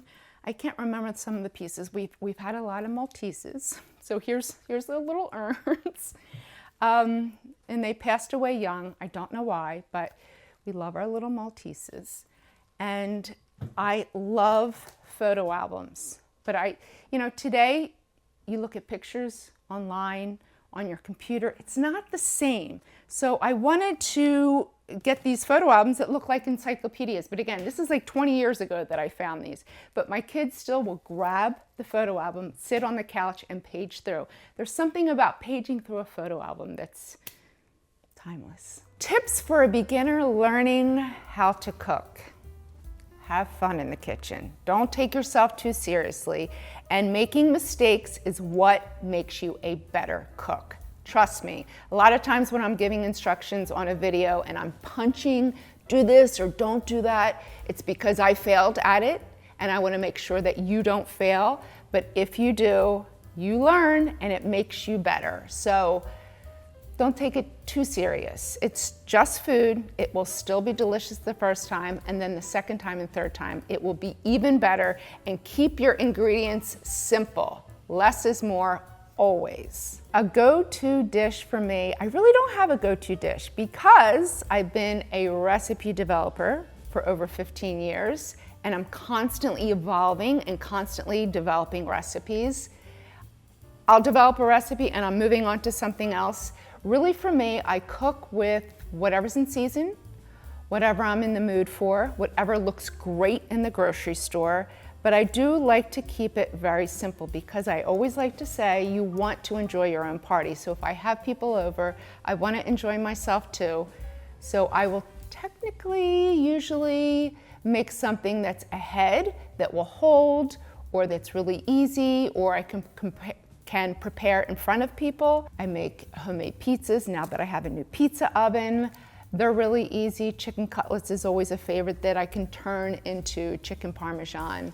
And my veal saltimbocca is gonna be my new go-to favorite because it's so easy, it's so delicious, and it's really impressive. And it's hard to get a good one out at a restaurant, but you can do it at home. Now follow me into my kitchen.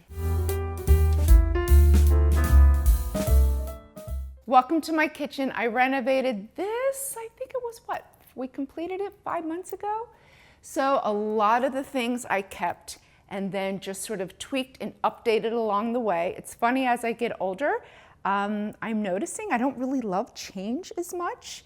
I designed this kitchen, 20 years ago, when we first came into this space. I designed it in a way that was very functional. The first renovation of this kitchen was the island, and I kept the perimeter.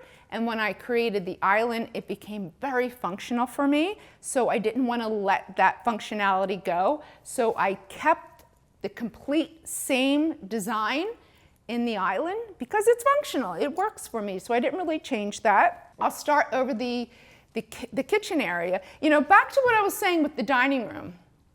If you make a really nice, if you're building a home and you make a little bit bigger area where it's your kitchen table area, where you're dining in the kitchen, I think to have more space in the kitchen for your kitchen table and less for the dining room would be way more functional in building homes today. It's just my 2 cents. Because this is kind of small and I would have rather this be bigger because you're here every single day. But I did the plaster work above the kitchen table. It matches my hood. I didn't switch out the hood. The hood's the same. Listen, faux painting is not really a thing anymore, but it matches my hood, so I kept it.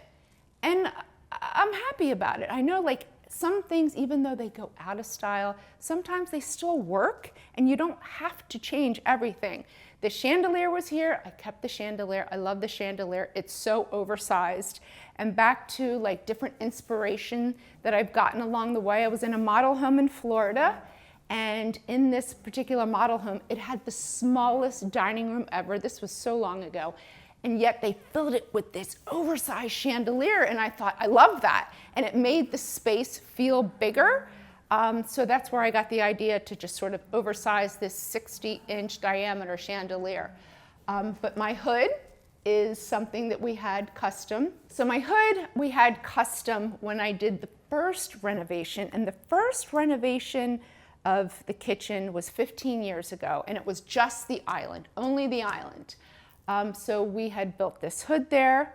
The funny was we didn't have a hood at all, and because we never met the previous owners, we didn't even know if it was roughed in for a hood, but I could kind of see a little wave on the ceiling, and I saw some grates on the outside of the house. We took a leaf, we cut the little space in the drywall in the ceiling. We put a leaf blower out there. My husband stood outside and we were like, yes, they roughed in for a hood. I mean, you don't know. They didn't communicate any of that to us.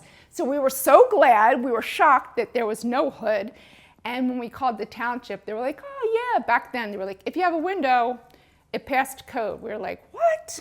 So I'm happy that we were able to get a hood in here, and this hood will stay forever. I love this hood. So we pull in the copper with the ring above the kitchen table and all throughout the stone. So the stone, you'll see it's pulling out some of that coppery, silvery, gray, white, but we'll start at the island first. So these cabinets, so Craig, which I told you, Craig, he's my cabinet maker. I said to him, listen, these cabinets, even though they're 15 years old, I take really good care of my stuff. I don't beat my stuff up. Nothing was warped. I just had him refinish some of the pieces, maybe give me a couple more inserts or drawers to add to it. So we tweaked it. I kept it, we tweaked it. I had old refrigerator drawers here. We just added the new Sub-Zero refrigerator drawers. So I keep all my berries and milk here. So there's a reason why I have the placement for everything, and all my veggies here. This is generally my workspace. So I will prep everything here. I newly got a pizza oven. So the pizza oven is placed here. I can make the pizza, turn around, pop it in right here. In my old space, I had the coffee maker here, where I swapped it over on the other side, and I'll show you that later. But it's really important if you are designing your house or you're renovating your house. I kept a little notepad, and how I worked in my kitchen functionally, I would make notes. That way, when I got into the designing or renovating, I made sure everything worked perfectly. I know I work on my right. I know I needed to go into the pizza oven this way. And then I had to have this stove. If I could have one bigger, I would love that. But this was the space that I had. It's a little offset because we needed to accommodate the refrigerator drawers, but you wouldn't even notice that if I didn't tell you. I love my griddle. So I have a griddle in here.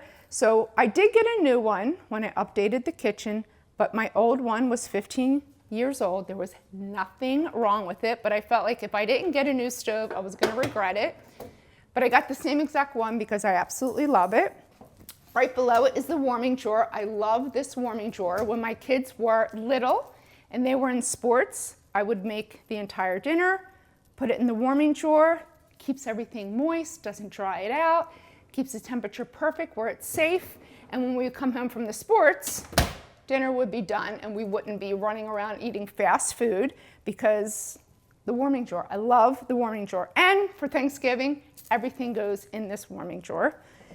And this is a new feature that we added, and it's something anyone can do because you're just buying the hardware. If you have chicken on your hands, you can just open the trash can. It's that simple. I love that. We only did this with this particular feature for the trash can, but it's nice because I always have meat or poultry or chicken on my hands. But again, the functionality of the space, I put my cutting board here. So I have my knives here, pull my knife, chop here, and then you can just scoop any of the trash right below it. I have all my spices here.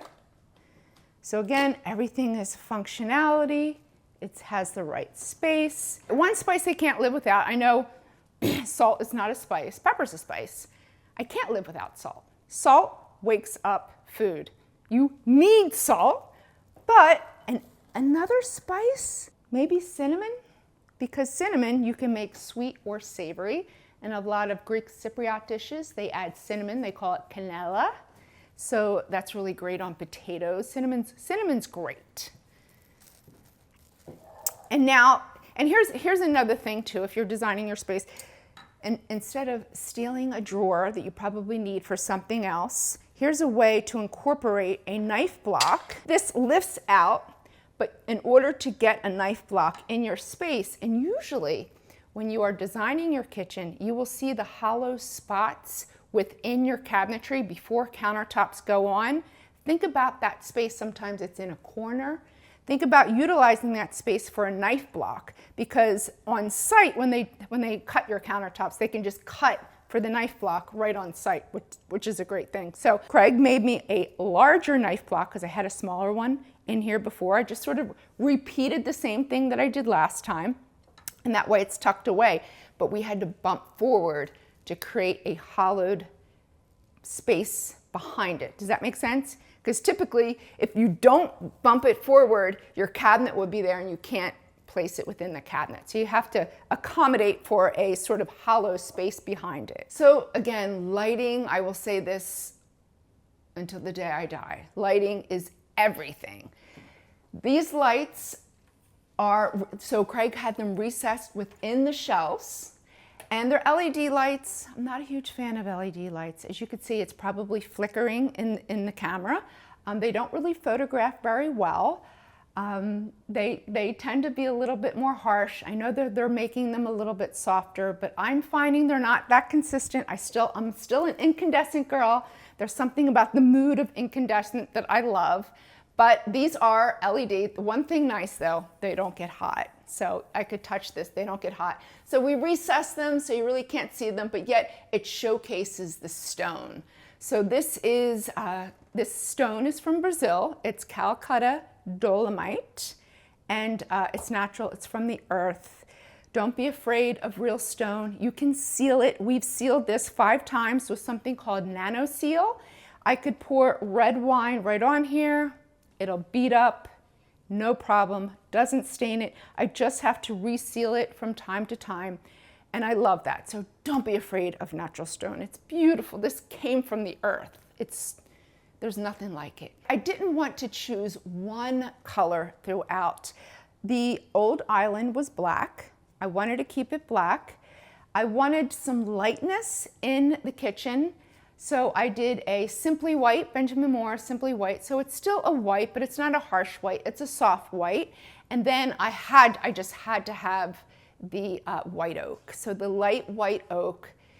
And you can see like I have 4 different panel choices. I mix my metals with my hardware. So these are brass, but they all coordinate in terms of their design. So I have brass, I have nickel, and but if I didn't point it out to you, you could go around and see each piece is different, but when you look at it as a whole, everything sort of works. So if you're a beginner cook, a must have, here's my one pan that I use every single day.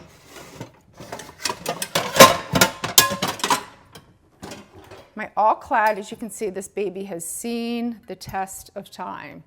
I've had this for 25 years, and this thing will probably last me another 25 years.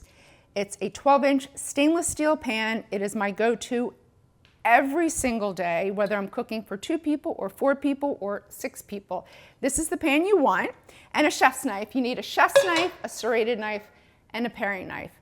And just those couple pieces, you could really prepare any great meal with just those few pieces. And a good cutting board. You need a good cutting board. A good chefy tip to make sure nothing sticks in your nonstick skillet.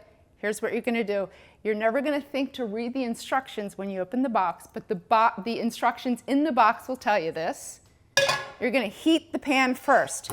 So you'll heat it over medium heat, heat it 1 to 2 minutes, heat it 1.5 minutes. Make sure your protein is dry, really, really dry, because moisture will create sticking.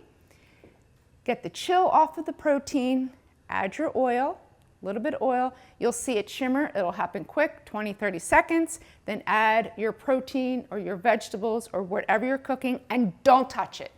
Let it sear 1 to 2 minutes. It will release itself. It won't stick. You can actually make scrambled eggs in a stainless steel pan. You just have to follow heating the pan, then adding your fat, butter, oil, whatever it is, and then adding your eggs, and it won't stick. That's the key. You have to let the pan heat up. So coming around to the edge, because we bumped out the island to accommodate my knife block, so we have this 6-inch gap here. And usually if a builder, just builder grade home, build your home, they're gonna ignore this, and then you can't utilize something like this. This seems like a nothing drawer, but I put all my cutting boards in here simply because we had the space, and because it is custom cabinetry, it's kind of nice that you have the ability to do that. And then I even put another outlet right here. These drawers are these are my onions, garlic, and this is a screen. So I had these custom made. So this is a screen so everything can kind of breathe right here. I know people love organization, so I want to show you this. So we did the interior of the drawers are all walnut, so they're really pretty. And in order to see how pretty the walnut is, I did these, what do you call it? I guess it's like a lucite plexiglass, where it's all the inserts. There was a time I didn't have this, and everything was a hot mess, so it kind of keeps everything a little bit organized. But you can buy this insert, you can just customize it and buy the insert, and it keeps everything nice and organized. Above my steaming oven. Steaming oven is awesome. I didn't think I was gonna want the steaming oven. I went to the showroom, I test drove it. This is great. It fits a 20-pound turkey. I sous vide in this. It's a warming drawer. You can proof in this. I even just steam broccoli. It's super healthy, really delicious. This thing is awesome. And this is the cooking vessel. So you don't even have to add an additional pan. I love this. And above, we did this. So on the fly, last minute, I said to Craig, what am I doing with this cabinet? It's like so big, things get lost. And then I saw on Pinterest, somebody had done this, and I thought, this is it.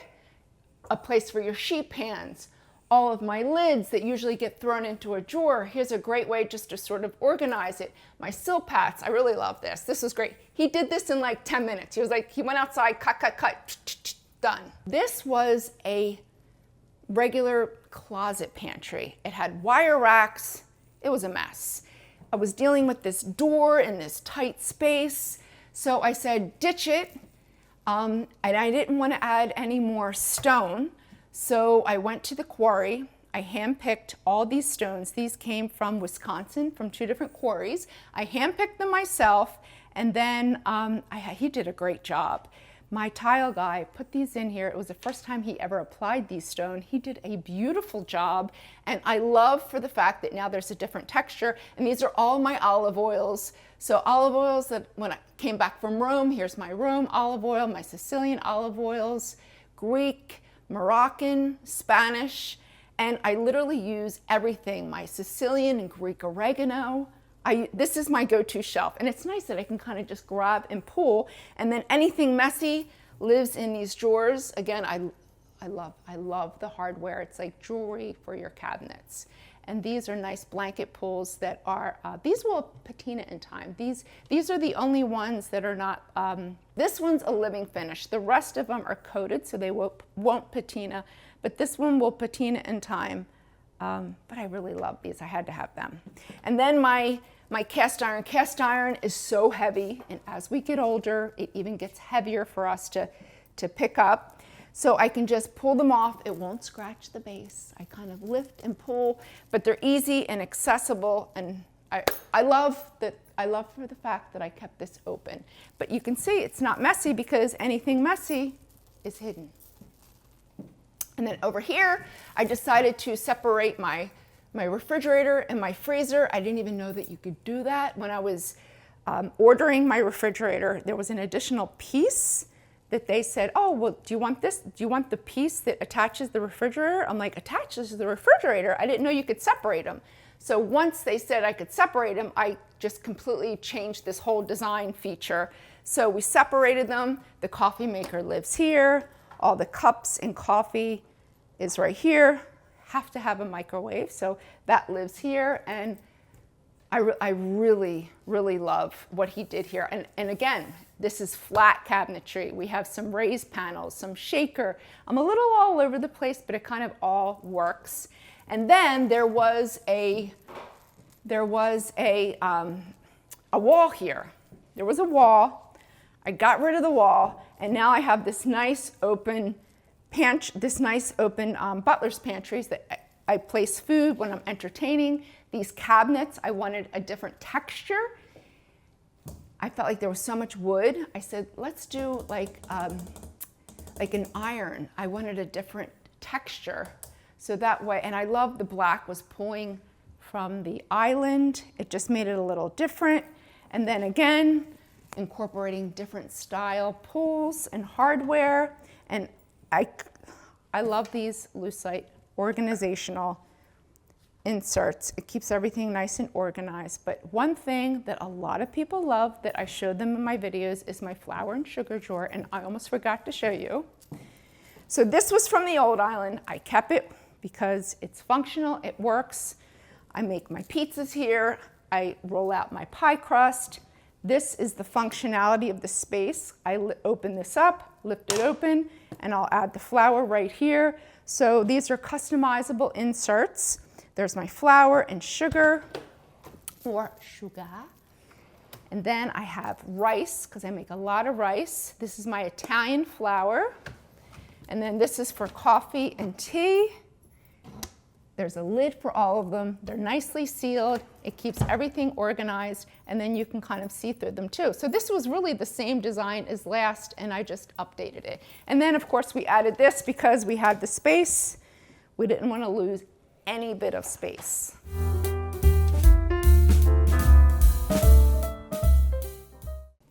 And this powder room, squeak, the door's a little squeaky. We need a little WD. This powder room needed updating. It was very dated. So when we first were in the house, it was the first thing that I designed. It was very sort of Tuscan kind of feel. Listen, here's the thing with a powder room. Have fun with a powder room. It is the one place that you can kind of let loose, let your hair down, have fun, go nuts. I did a black and white marble floor into the vestibule that comes from the garage. I wanted to change the direction of the hardwood floor, so we did a diamond effect that led right into the diamond effect from the black and white marble. I love the black and white marble. I love that I wanted to soften. I didn't want it to have that sort of 80s feel because black and white marble could kind of do that.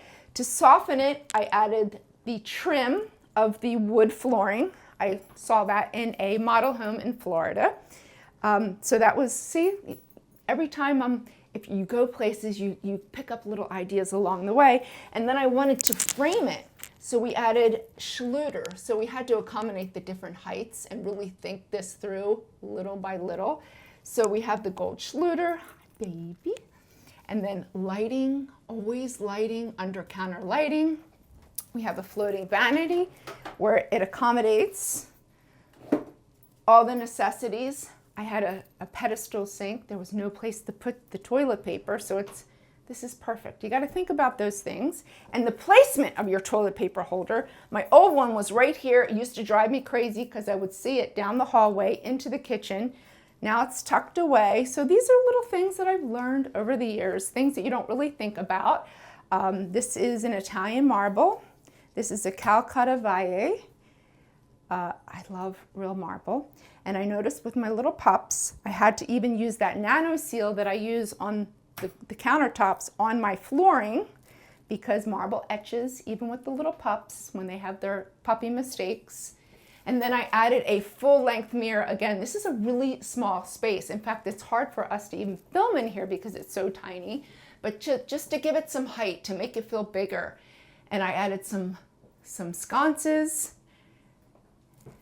I beefed up the trim. Again, these are things that you kind of don't really think about. We have no window treatments here, just a blind. But by beefing up the framing, it frames the blind. So we have silver, white, silver and gold. I love mixing metals. So that pulls the mixed metals from my kitchen into the laundry room. And in an ideal world, your powder room should be nowhere near your kitchen. So if you're building your home, take the powder room far away from the kitchen. I didn't have a choice.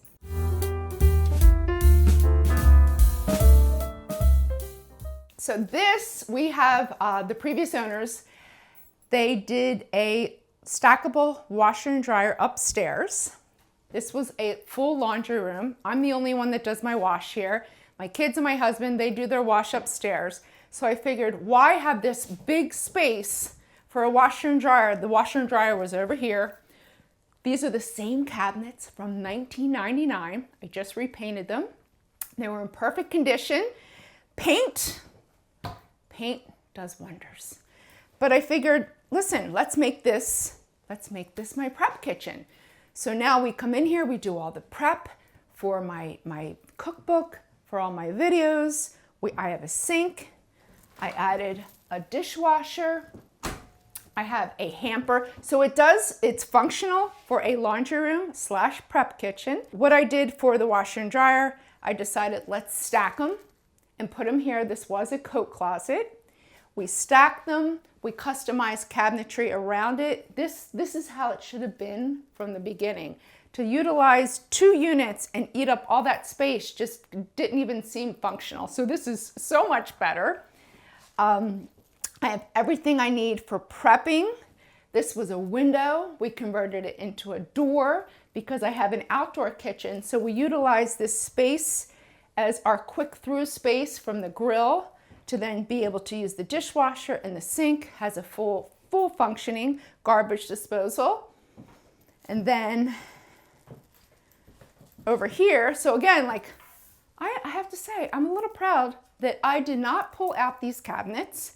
They are perfect cabinets. Look, no warping, everything was perfect. I take really good care of my stuff. We just painted them and they are perfect. I saved a ton of money. I added, this was just a regular drawer. I popped it out and added a cryovac drawer. Remember, this is my prep kitchen / laundry room. I love this cryovac machine. This is a must. And then obviously I have the trash can here. This is my old knife block. Now, before we put in the countertops, I saw behind this actual cabinet, there was a hollow space, and this is how you know you can add your knife block, because we saw it before the countertops went in. They just cut it, which is perfect. We had a cutting board here. Here's the trash can to swoop everything in, so that works functional. Ironing board hides right there, easy peasy. And all the appliances live on the countertop. Before, I would hide them in my pantry and pull them out, and they're so heavy. But they're tucked away. This is the prep kitchen. This is where they live. This is where they belong. But everything is nice and functional. So I have all of my, look, this is a lot of stuff. I create cookbooks. I am constantly testing recipes. I'm constantly cooking. Any tips, any chefy tips for prepping a dinner party ahead? Well, I haven't prepped a dinner party, a large dinner party, in a really long time because I work so much. But I do Thanksgiving every year, and that is a big to-do. Here is the best chefy tip ever. Don't stress over having the food come out hot a la minute. Don't do that, because you're only gonna stress yourself.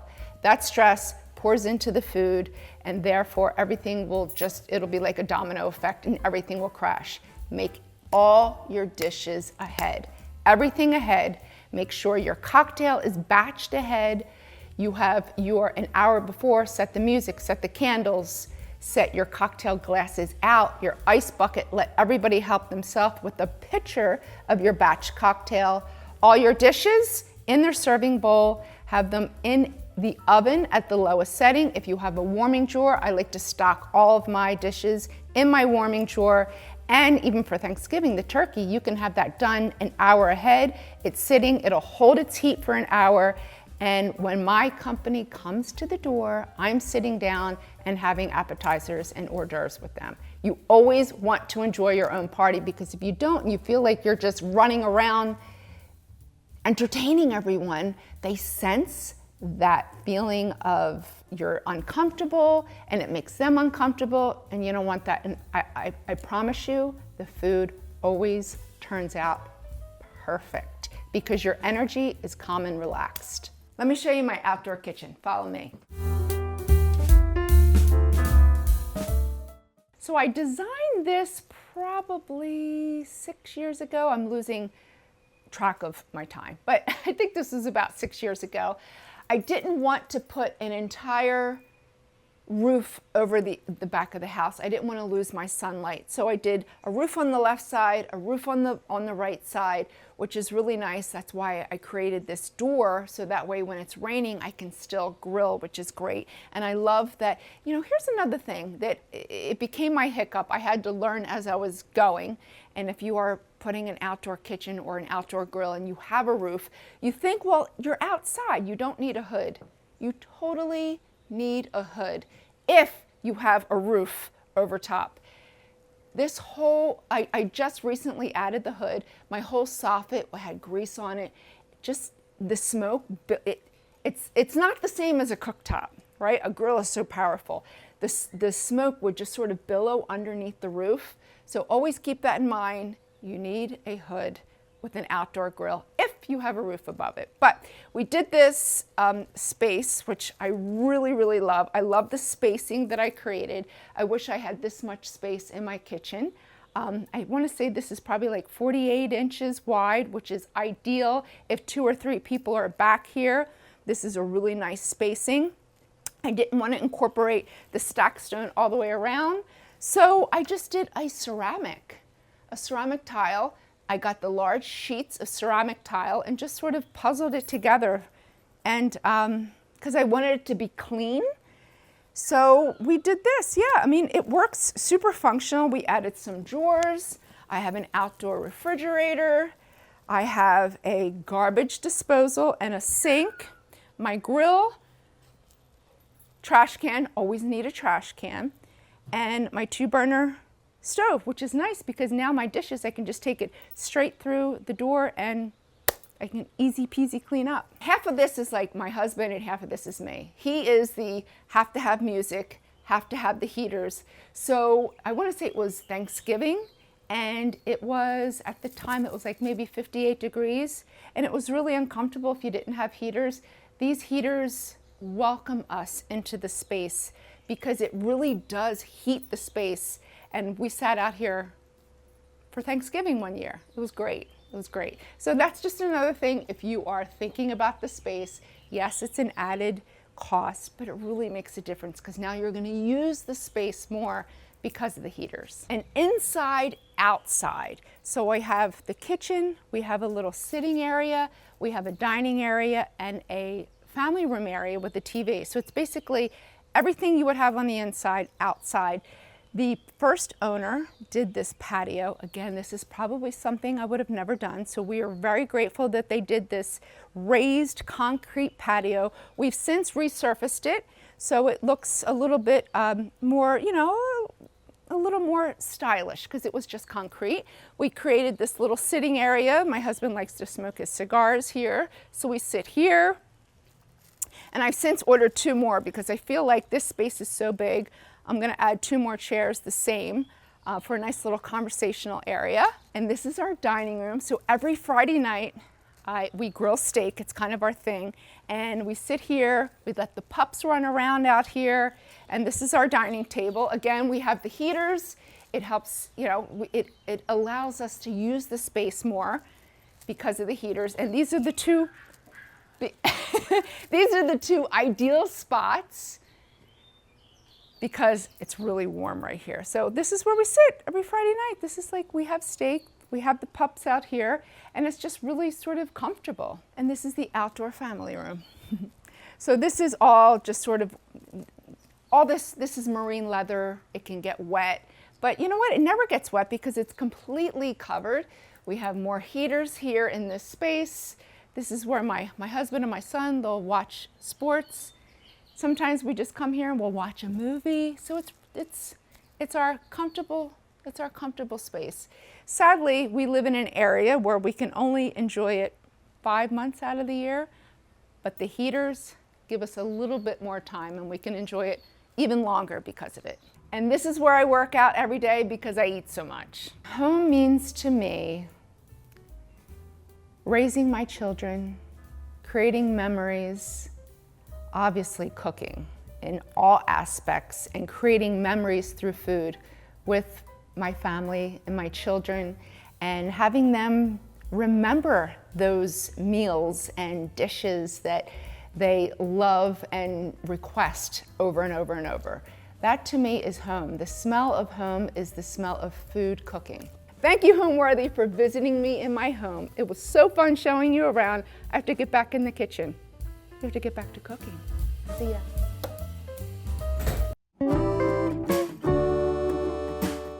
On today's episode of Homeworthy, we're bringing you to Harlem, New York to visit the cozy apartment of Chef Kathleen O'Brien Price. Better known as Chef Lean, Kathleen has used her eye for practicality and casual comfort to create a lovely home for her family of 3. Chef Lean will also give us a demonstration on how to cook the perfect steak and delicious homemade crudité. Enjoy! You're watching Homeworthy, where we believe every home has a story. To shop items inspired by this and other Homeworthy episodes, be sure to check out the product links below for amazing furniture, accessories, and more. Hey Homeworthy, I'm Kathleen. Welcome to my apartment in Harlem, New York City. Come on in.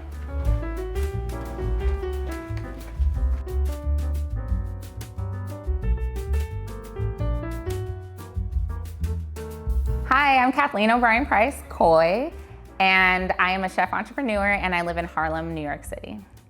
I found this apartment in 2021. Me and my husband, he wasn't my husband at the time, we lived in a 5-floor walk-up about 3 blocks away, and I got pregnant. So I was like, I'm not living on a 5-floor walk-up anymore. And so we started the great apartment hunt in New York City. We moved in January. The moment I stepped into this apartment, I was like, oh my gosh, we're living here. Like, I knew that we were gonna live here. This has happened almost with like every single apartment I've ever lived in. As soon as I get to the door, I just have this feeling like I'm gonna live here. But what really cemented it for me was when I walked down a hall in New York City, like, oh my gosh. And then I saw this like amazing view, right? Like, I was looking directly out at Central Park. As someone who moved to New York City and lived on a couch, and like now thinking I could actually live in a place that is literally across the street from Central Park, it was such a dream come true. I just had to convince my husband that this was the right apartment for us. The other huge factor in this apartment was not just the location, but it has the most amazing kitchen. And as a chef, that was super, super important to me. And it's truly a rare find, our kitchen here in New York City.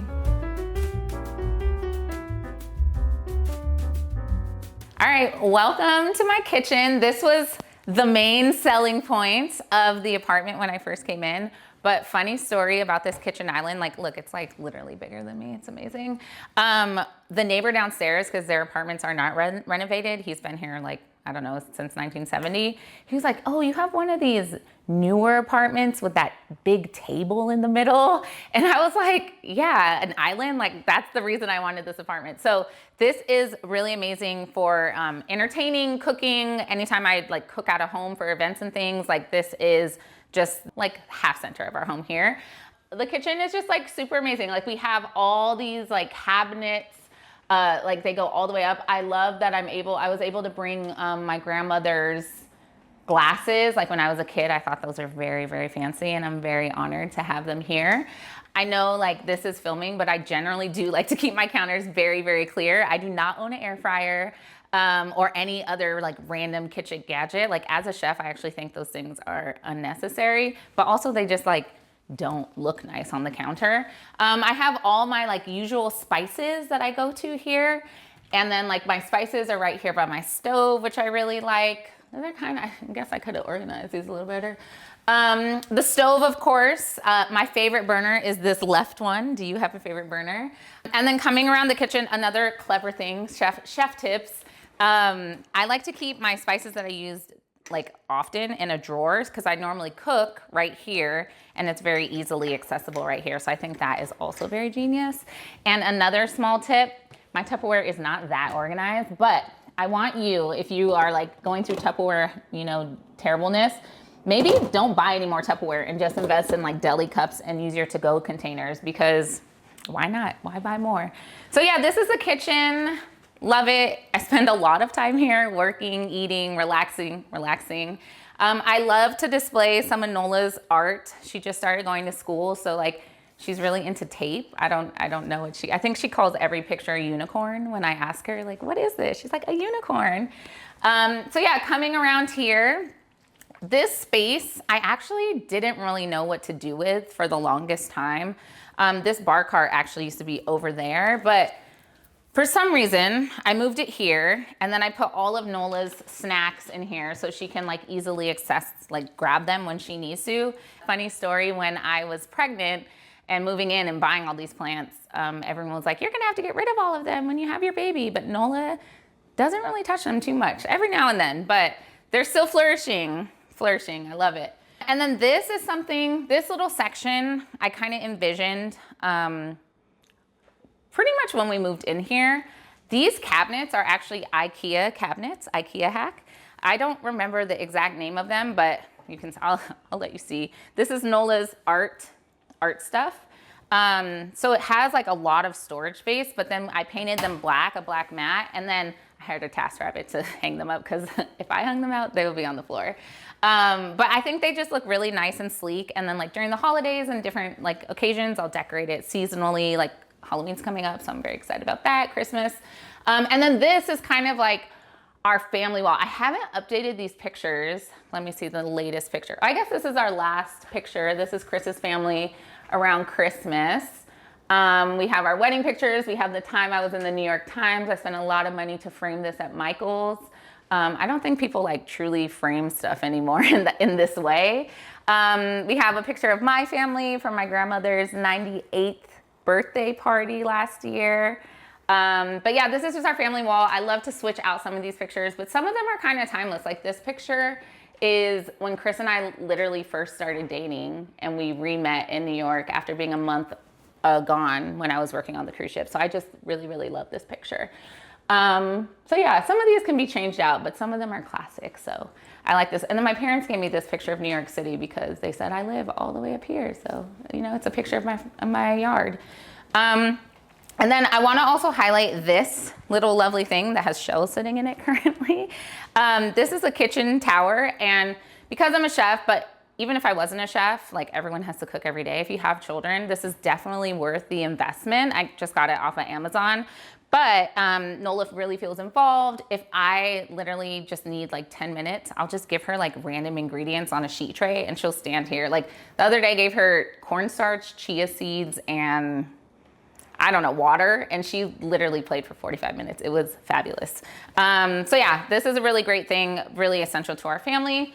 I've been a chef for almost 15 years now. I originally started in private homes. That was a really, really amazing experience. It gave me just a base level of standard of excellence, like reporting to these super rich and famous people. And when I moved to New York, I kind of started freelancing and doing my own thing. I had to find my own clients. And I was really, really good at that while the world was open. And then when the world kind of shut down in 2020 because of COVID, I had to reinvent myself, which was, I will say, probably the first time I was actually truly an entrepreneur. Because before that, I always had one client that like paid my bills. But in 2020, I really had to create something that would sustain me. So I created Chef Lean's Virtual Kitchen, which was I have two top favorite jobs. That was one of my favorite jobs because I literally just got to teach people all around the world, even like I taught people in South Africa and in Ireland how to cook. And it was fun, and it was fun bringing people together, and it was fun showing people new skills. And it was completely my own. I owned everything about it. I owned the marketing, I owned the class creation. I even had a chef working within my company doing cooking classes as well. So that was like my true first, okay, I'm really like just supporting myself with the work that I do experience. And since then, I've been able to maintain that, like finding my own clients. I haven't really been back to an office job. Actually, I've never had an office job, but I haven't really been back just stable for one person for a very long time, probably about 6 or 7 years. But I love this lifestyle. I wake up, I love and hate it. Sometimes I wake up and I'm like, oh my gosh, let me find a 9 to 5, what is happening? But But then most of the time I find gratefulness and gratitude in the fact that I literally am just cooking people food and making people happy, and on my own terms. I get to choose the clients I want to work with. I get to create, constantly create, literally. So it's just really amazing lifestyle. But again, not to say it's not difficult. It's really, really hard. But I do feel like it's my true purpose to gather people together surrounding food. And I'm really, really excited about my next venture, starting this family social club called Kinhaven House, because it's gonna combine all of my talents and all of the pain points that I've had as a parent and really just expand into something globally that I think will be my legacy on this earth.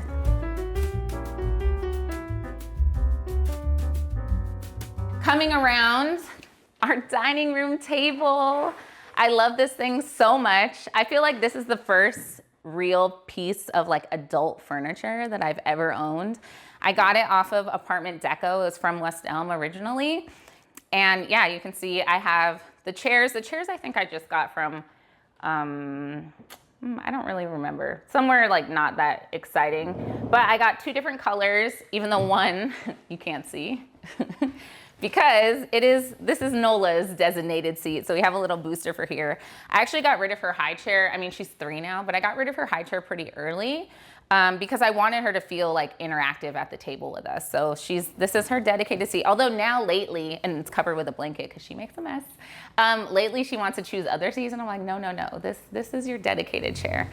Another one thing I want to highlight are these mirrors. So originally I wanted to get one gigantic mirror, but remember it was like 2021 when I moved in here. So it was like production was not happening. So I made the sad choice to just get what could come faster rather than what I really wanted. But I think they look nice. I love how it kind of brings like the outside in. It feels like more windows on this side. So it kind of really opens up the space. And we'll go over to this little corner. So this corner has kind of evolved. Whereas like the two spaces I just showed you were like very clear in my mind when we first moved in. This corner has really evolved since Nola has been born. I actually just got this new bench. We used to have like a more ugly thing. And I got this from Home Goods, my favorite store. I used to go to Home Goods a lot when I was pregnant. And I thought this was really clever because I found these boxes that fit under here. And this is actually more storage for toys, dress-up clothes. So when Nola wants to play with them, she takes them out. When we want to put them away, they go away.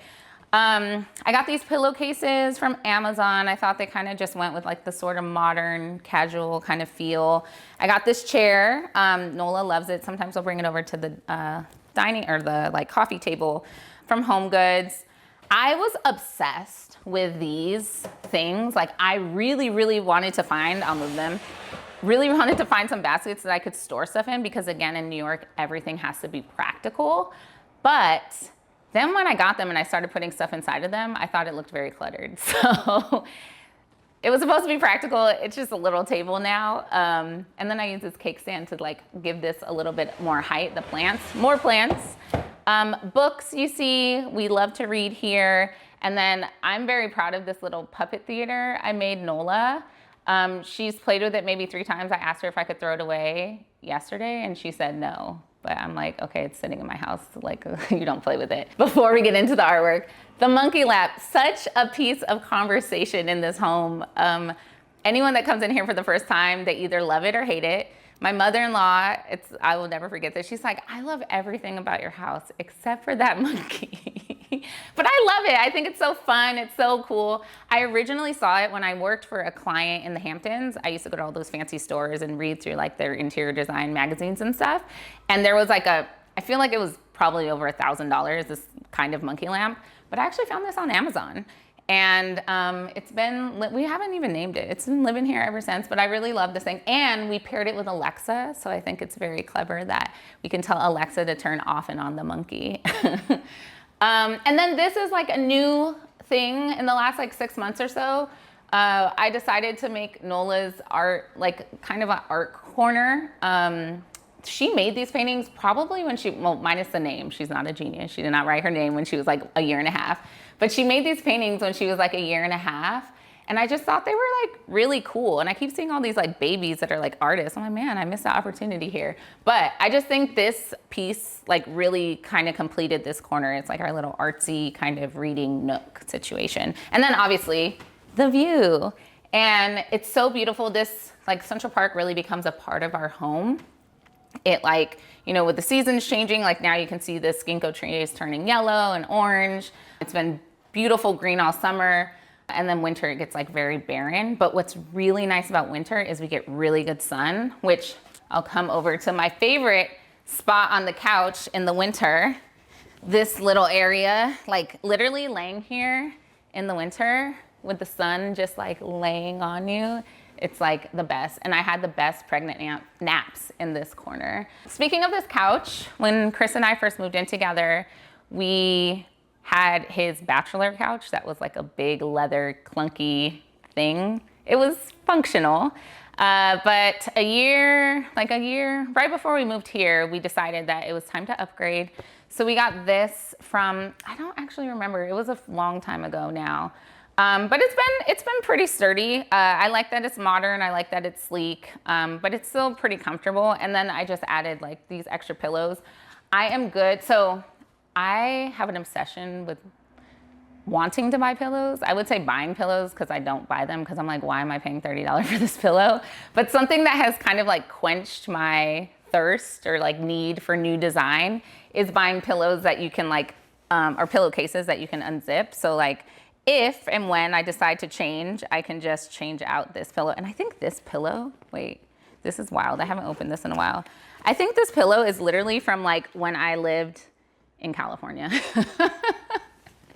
That is crazy. But the cactuses are no longer in. So, you know, we had to upgrade it with the little leather situation, pleather situation. So yeah, this artwork up here, I actually made myself. Chris, it was another one of my projects that Chris was like, I don't know if that's gonna work. And then when it got hung up on the wall, he was like, well, I see your vision. And then more plants, of course, and more books. We always want to encourage reading. And then we have obviously lots of space for Nola's toys, but as you can see, they're kind of like tucked away. This is another one of the first pieces I bought when we moved into the house. It also came from Apartment Deco. And I thought that it was such an interesting, like unique piece, and also like was like perfect for this house because of the way the kitchen is like so gray, and then it had this like nice wood to complement it. I really felt like it kind of tied all the things together. I like to keep our family photos here, and then just some decorative things. Again, the fresh flowers. This candle is just for you because a 3-year-old and a candle on a coffee table is not a thing. Oh, but this is another one of our more expensive pieces in the home. I think I like convinced my mom to buy me this because I was pregnant. So I was like, hey mom, everything I need. But this was really, actually I can show you guys. This is another piece that I was like, oh, it's storage also. It's probably gross in here, but I thought this was like super clever. So we can like hold blankets and games and stuff like that. Because again, in New York City, space is a thing and you have to be always aware of it. Before we leave the living room, oh, the rug, I got from Burlington Coat Factory, actually pretty recently. I wanted something to kind of warm it up. Without the rug, it feels a little bit cold, especially with like the fall coming. But yeah, before we leave, I want to point out my husband's favorite things. I would be remiss if I did not, because this is like the #1 thing we bought when we first moved in. It was the one thing he owned, this gigantic TV, because you know he has to watch his football. And when we were in Best Buy, I was like, this TV is so big, like it's kind of ridiculous, but I really appreciate this TV now.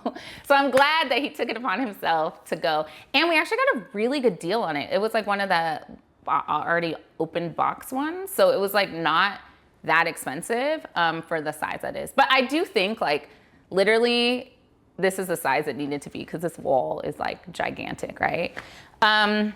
Karaoke machine we like to display because we like to have karaoke nights. Some friends actually gave Chris this. And then also, like I was saying, this piece of furniture, not only is it really nice design, it has so much storage. So it has like storage on both sides. It has these things full of Nola's toys. And then it also has some storage like around the corner. It's like a really awesome piece. And then this little corner, this ladder will always be near and dear to me because it's, again, one of the first things I bought when I was like thinking of the design of how I wanted the space to feel. And one of my friends, when she came over for our baby shower, she was like, I love the ladder. It's so New York. You know, you're tying in the fire escape with the ladder. I was like, I didn't really think about it that deeply, but okay, well, great. And this blanket came from my very first private client in New York City that I worked for 10 years and became like actually like good friends with them and their children. So this blanket also has like some sentimental value to me because literally like that's how I survived. And they taught me so much about myself and working and just like being in the city. So I really love this blanket. And then this picture Chris gave to me for Valentine's Day. One of his friends actually painted it for us. I have to point this out because I got it on Facebook Marketplace and it was like $80. And if you buy it at Pottery Barn, it's like $500. So I feel very, very proud of this find. And if you know anything about Facebook Marketplace, it's not as easy as apartment deco. You have to like really be on and messaging and like, please give it to me. It was a little bit broken, but my dad, shout out to my dad, every time he comes in from California, I have a list of things for him to fix, and he actually fixed this part last time he was here. So this is our living room, our general family space. This is probably where we spent the most amount of time, and it just feels so, I just love the energy in here. It's amazing. I'm originally from California, and when I first moved to New York, I thought I wanted to live in Brooklyn. Fort Greene specifically, I just really love the vibe, the like shops and all the things. But when I moved here, I realized how expensive rent was. So I ended up on my best friend's couch. And then from there, I had 3 roommates and I only paid $500 rent for like 5 years. That was amazing. But that really cemented me loving Harlem, living in Harlem. There's no place like it. It's so diverse. There's so many different kinds of people, not just race and religion, but like age-wise, like it's so amazing. Even in this building, I've met so many of my neighbors. My neighbor next door is 90 something years old and has lived here for like over 50 years. My neighbor below has lived here for like since 1970. I just love feeling like I'm a part of history and a part of people that have seen Harlem change in so many different ways.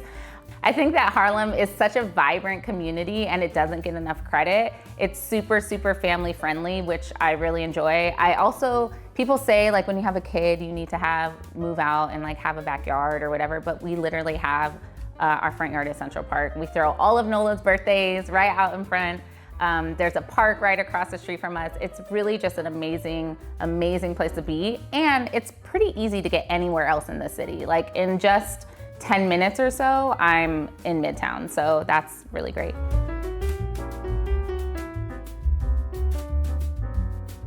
All right, so welcome to my fabulous hallway. Again, when I walked into this apartment and I was just walking down this space, I was like, oh my gosh, I think I was like getting antsy as I walked into the living room, like this is the place I'm gonna live. Another one of the very first things I did when we moved in here was, well, actually not very, yeah, I guess it was, because we got married before we moved in here.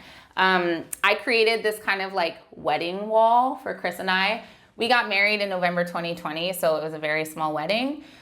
Just like our immediate families and our 2 best friends in California. It was like perfect lighting. And so I created a poster basically with our vows on each side. So when marriage, as inevitably it will get hard, we can always reflect back and like remember on that day and like remember what was like really important and brought us together in the first place. So this is our little wedding ode to us, I guess you could say. And I guess we can go into my room next. So welcome to my bedroom, or our bedroom. I just decorated, so I call it mine. Ever since I was a little kid, I always wanted a jungle room. I envisioned like, as a kid, I wanted like astroturf and like all these trees and plants and like low-key a river or a pond running through. So this is my kind of take on a jungle room, an elevated jungle room. I think that your bedroom should be a place, like out of all the places in your home, a place that you can really, really relax, get that really good sleep. So this is what I've designed. Our bedroom is kind of separated into two different halves. This, I would say, is our sleeping half. And I went, so the green curtains, velvet curtains, back in our old house, we had like a corner apartment. And for some reason, I wanted green velvet curtains. And so when we moved here, I just reused the same curtains that we had. And I found this wallpaper on Amazon because the jungle theme was deep in my mind still. And I think that the curtains and the wallpaper really go well together. And then I also found this green duvet. I played a lot with the color of the duvet because I think I had a tan one at one point. I had a black and white one at one point, and like nothing really felt right. And then I was like, well, why don't I just go green all the way? I also feel like green is the color of money. So I'm like, yes, I'm calling in money as I slumber. And then I try to keep it as simple, again, as practical, but as simple as possible because this is just the area that we sleep, the area that we want to like relax in. I found these, again, remember my favorite place at Home Goods. I found these, I was like, yes, this kind of goes with my like tropical kind of jungle theme. This I think is my favorite like spot in the room because you kind of see like, you see the plants, you see that there's a mirror. You can see this sign, Better Together, is from our wedding. And you just kind of like really feel the whole room in this space. I get ready here. I have all like my makeup and stuff unorganized, don't look, in this drawer. And this dresser came, it was actually for Nola when it was her changing table. It came from IKEA. We just switched out the knobs. And then when she got old enough to like not be changed anymore, I was like, what should we do with this? Because we had something else here before that wasn't quite as functional. And though I wasn't really like keen on the white color, I realized like having like this drawer is empty. That's crazy. Like I need to find some stuff to put in here. Having the 3 gigantic drawers is like super helpful, just generally for like storage space in New York City. Our laundry is cleverly hid over here. And then this lovely feline energy, that when I brought home, Chris was like, what are you doing? It just spoke to me. I found it at Burlington Coat Factory, and I just feel like it's something that could look cheap, but in here it does not. I hope you agree with me. I don't know. And then again, just lots and lots of plants, lots of greenery. This Monstera plant is one of the first plants I bought when we moved into this house, and it was just one pot, and it's grown into these 2. And it seems to like this environment, which is most of the time it's very dark in here. And then we just have some more storage space. This it's kind of weird because this furniture wasn't actually bought for this space. The only thing in this like sleeping space that was bought like intentionally for this space was that nightstand over there. Everything else is just like, we had it, like let me figure out a place to put it in and make it work. And I think that it really, really turned out nice. I guess the other thing, like the elephant in the room that I didn't address, my walls are black. What a bold choice, right? I had been wanting to paint this room or this section of the room for a very long time. It was very hard for me to decide on the color. And then I was just like, I think it's black. I think it's black. And I bought the paint and I still didn't paint for about a month. But I'm really happy with how it turned out. It feels very like sultry, very, just very, very me, like inner me. I'm very bubbly and stuff, but like this is just like a really nice, relaxing place. My mother-in-law said it's a baby making room. I'm like, no, don't ask for more grandkids. In this section of the space, we have another homemade piece by Kathleen. This was an IKEA cabinet. I'm like, how folded are these? An IKEA cabinet that didn't have doors, but when I was pregnant, I created these doors. Clearly it's not like completely finished, but I think from the outside, it gives what it needs to give. And then we have some baby pictures of Chris and I left over from the baby shower, a little picture of Nola. This is when we got engaged in 2019. And yeah, that's like, I worked really hard on this, painting it. And it's not the best, but I'm really proud of it, for sure. And then over here, this is, again, in New York, everything has to be a lot of things at one time. So this space functions as my desk sometimes. I will open this up and put my computer here and bring over this, another storage piece from Home Goods with my sauna sack inside. I love that thing.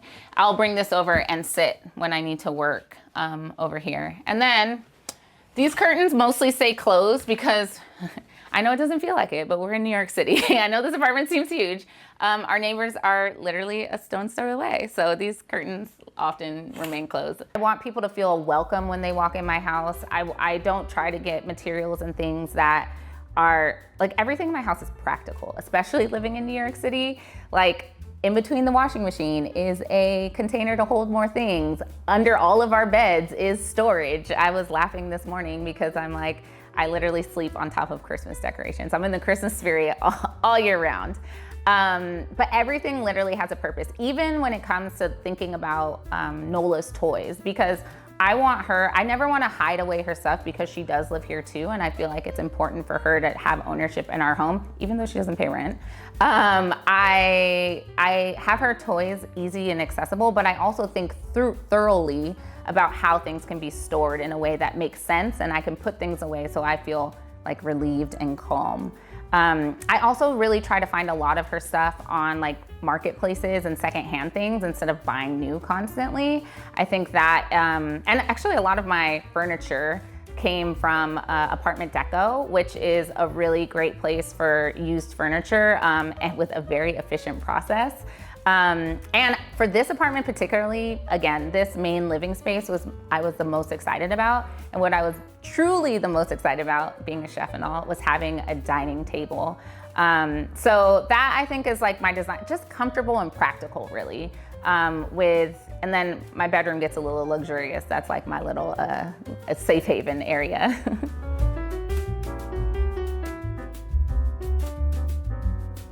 Welcome to Nola's room. This is recently been updated because Nola is a big girl now. Every day she wakes up and wants to be bigger.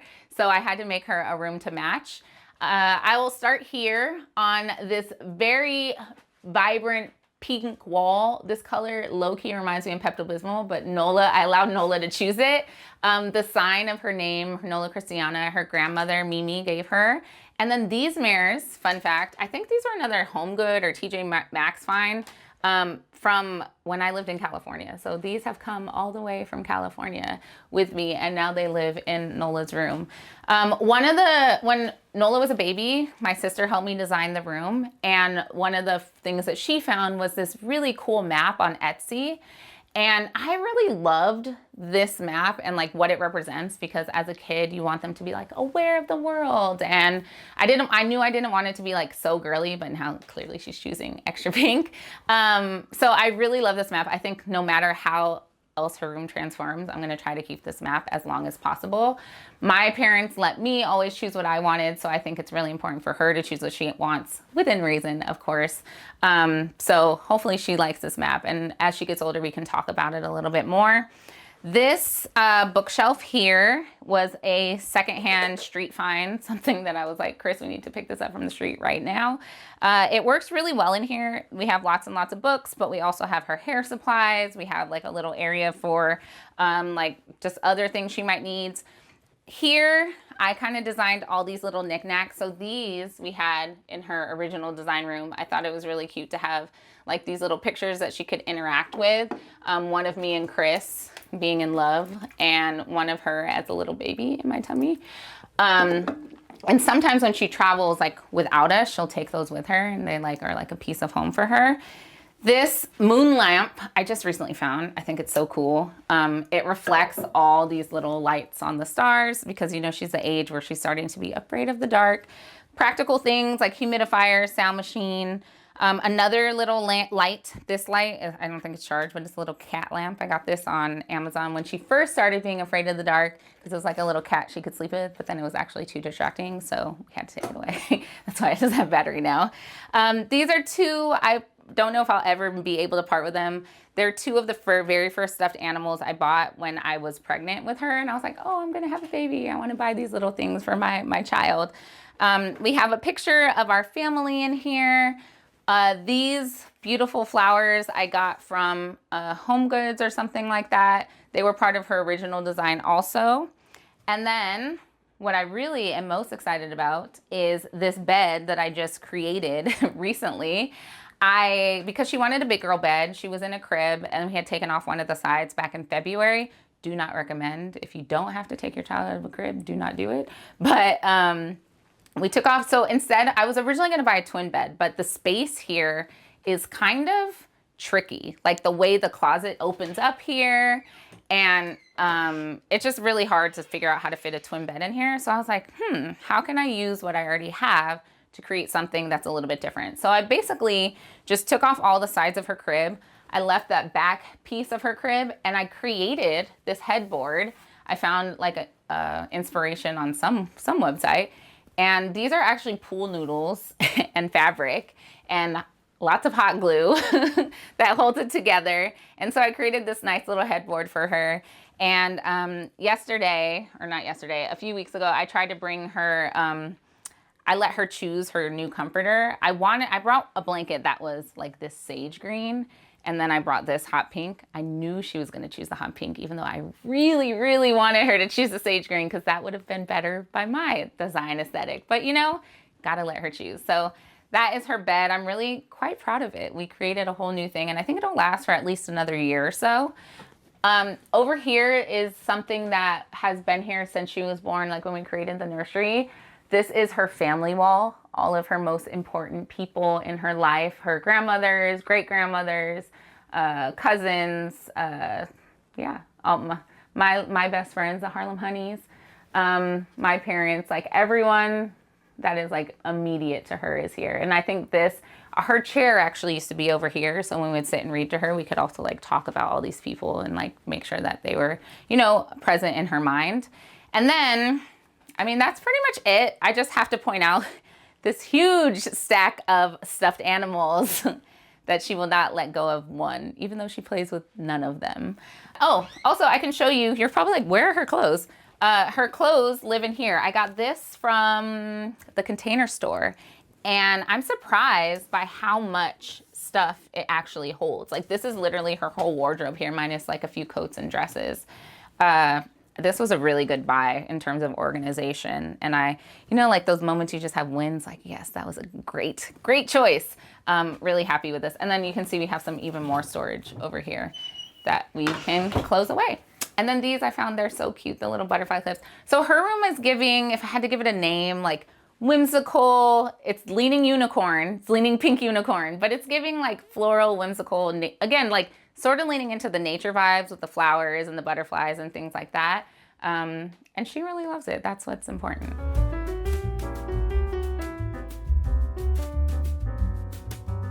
All right, last but not least, this is our guest room / store everything that we don't want to see room. It's still a little bit under construction with a few really cool things that I like. So this wall is an ode to Chris's clients. We actually need to put a few more space. Maybe we are running out of space for his client list on here. But this is our football wall. I got these frames on Amazon, and I think they did a really nice job of holding the jerseys inside. Again, because this is a guest room, I found this couch. I honestly don't remember where I got it, but what's really nice about it is that it folds out all the way into a queen size bed, which is kind of hard to find. Eventually, I think I want to get a Murphy bed so it takes up even less space, so we have more space in this area. But for now, it's been doing a really good job, and my parents come to visit from California a lot, so it gives them ample space to be able to feel comfortable while they're sleeping. So this was a good little purchase. And then, again, this is our guest room / everything kind of room at the moment. So I found this, another secondhand kind of situation on like a marketplace or something. And because space is an issue in here, this actually folds up and folds out. So Chris and I can use this as an office also. And normally when you're not here, this is just open and covered in tons and tons of stuff. But it's nice to be able to like put it away, especially, you know, if guests and stuff are in town. And then I got these, I have one in my room. I got these lamps on Amazon. I think they're super cool. They have 3 different settings, although they have turned off and on before. I'm like, is there a ghost in my house? But I think they just look like really nice. And then again, what is a room without a TV?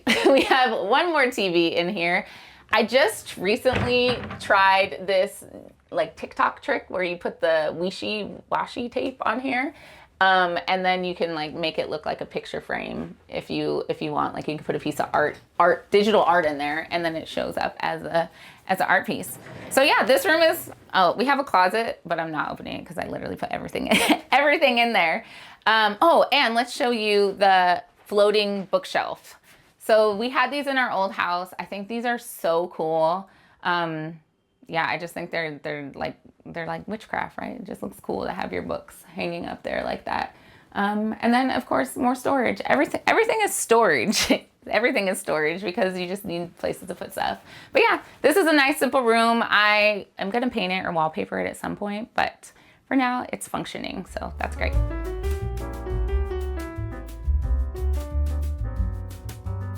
Hey guys, so I'm gonna show you how to make steak, one of Nola's favorite meals, and something that is constantly done wrong or over, like people overthink it too much. So when you're cooking steak, you really only need 2 things, salt and heat, and a really good quality steak. Okay, so 3 things. Anytime you're gonna cook steak, you might as well invest in a good quality. This is a nice sirloin steak. I like to kind of pat off some of the moisture because moisture is the enemy of searing, which I'll talk about what that is in a second. And then salt. And every time you're making steak, you're always gonna add more salt than you think you need. You can see how much salt I'm adding. You're probably like, Kathleen, you're giving me high blood pressure. I promise you, it is not giving you high blood pressure. You wanna create a nice salted crust on here. And then I also wanna turn on the stove because the second element of this is heat. And I'm just using kosher salt. Kosher salt is nice and granular. You can see, you can really feel it with your hands. I like it because you can know how much you're putting on. Very rarely, I never say never. I never use iodized salt. I realized that I scarred Chris so badly that he like refuses to use iodized salt now, but I just like the way kosher or sea salt works well here too. Now, steak is something that we think that we want to make and then eat right away, you know, and that's great. What I love about sirloin steak, especially for meal prep, is you can make a whole steak like this and use it in several different ways after. So you can eat it the first night, your steak and potatoes, your meal, whatever you're going to eat that night, but then you can slice it thinly and use it in wraps or salads or sandwiches and stuff like that. A lot of us also need to wrap our minds around how much steak or red meat we should be eating. There is no reason this steak should not be able to feed 4 people twice the way that you're cutting it. And I'll show you that at the end. This steak is also not even just great for meal prep, but it's also a great steak for entertaining a crowd because you can literally, I'm gonna show you, you'll slice it on up and you can feed about 20 people if you're doing like a heavy appetizer situation. All right, so let's go over to the stove. My heat is on. Again, you want your pan super, super, super hot. I have my oven preheating because I'm gonna put my steak into the oven to finish cooking. I'm gonna add a little bit of olive oil. Now, if you really want it to be official, you should use canola oil because canola is a higher heat oil. So you're gonna get a little bit better of a sear. Although the health benefits of olive oil versus canola are, you know, a little bit different. I literally just always keep olive oil here. So most of the time I'm not going to dig around and find the canola oil somewhere else. But yeah, this is the part that's hard for people when it comes to cooking, is just waiting. Like we always think we have to be doing something. No, you don't. This is a time like you could check your phone, read an email, do something else. Just sit and meditate, you know, just sit in stillness. Because you do want this pan to be very, very hot, which I think now it is. I'm gonna bring the steak over. This is literally how I cook. I just like dangerously walk the line. And I'm gonna stick it in the pan. When you put it in, you wanna be careful that you're not gonna have to move it too much after. So I wanted to make sure, and you see all that steam and smoke. I used to say that if your smoke alarm doesn't go off, you're not cooking your steak right, but I took out the smoke alarm in my house. Don't tell anyone that. And I would turn on the fan normally, but it's fine. You can see, one of the things I'm not that proud of in this apartment is how much I cook. You can see this like grease stain up here. I need to like climb up there with a, what is that thing? A Mr. Clean scrubber. Haven't found the time to do that yet. But yeah, so now I'm gonna just kind of This is a little bit dangerous because the oil could splatter. I have arms of steel from doing this for over 15 years. Just kind of, again, take off some of that moisture and then come back with my salt. And this time, look, I'm even more dangerous. I'm just gonna pour it on. But again, that nice kind of thick layer of salt.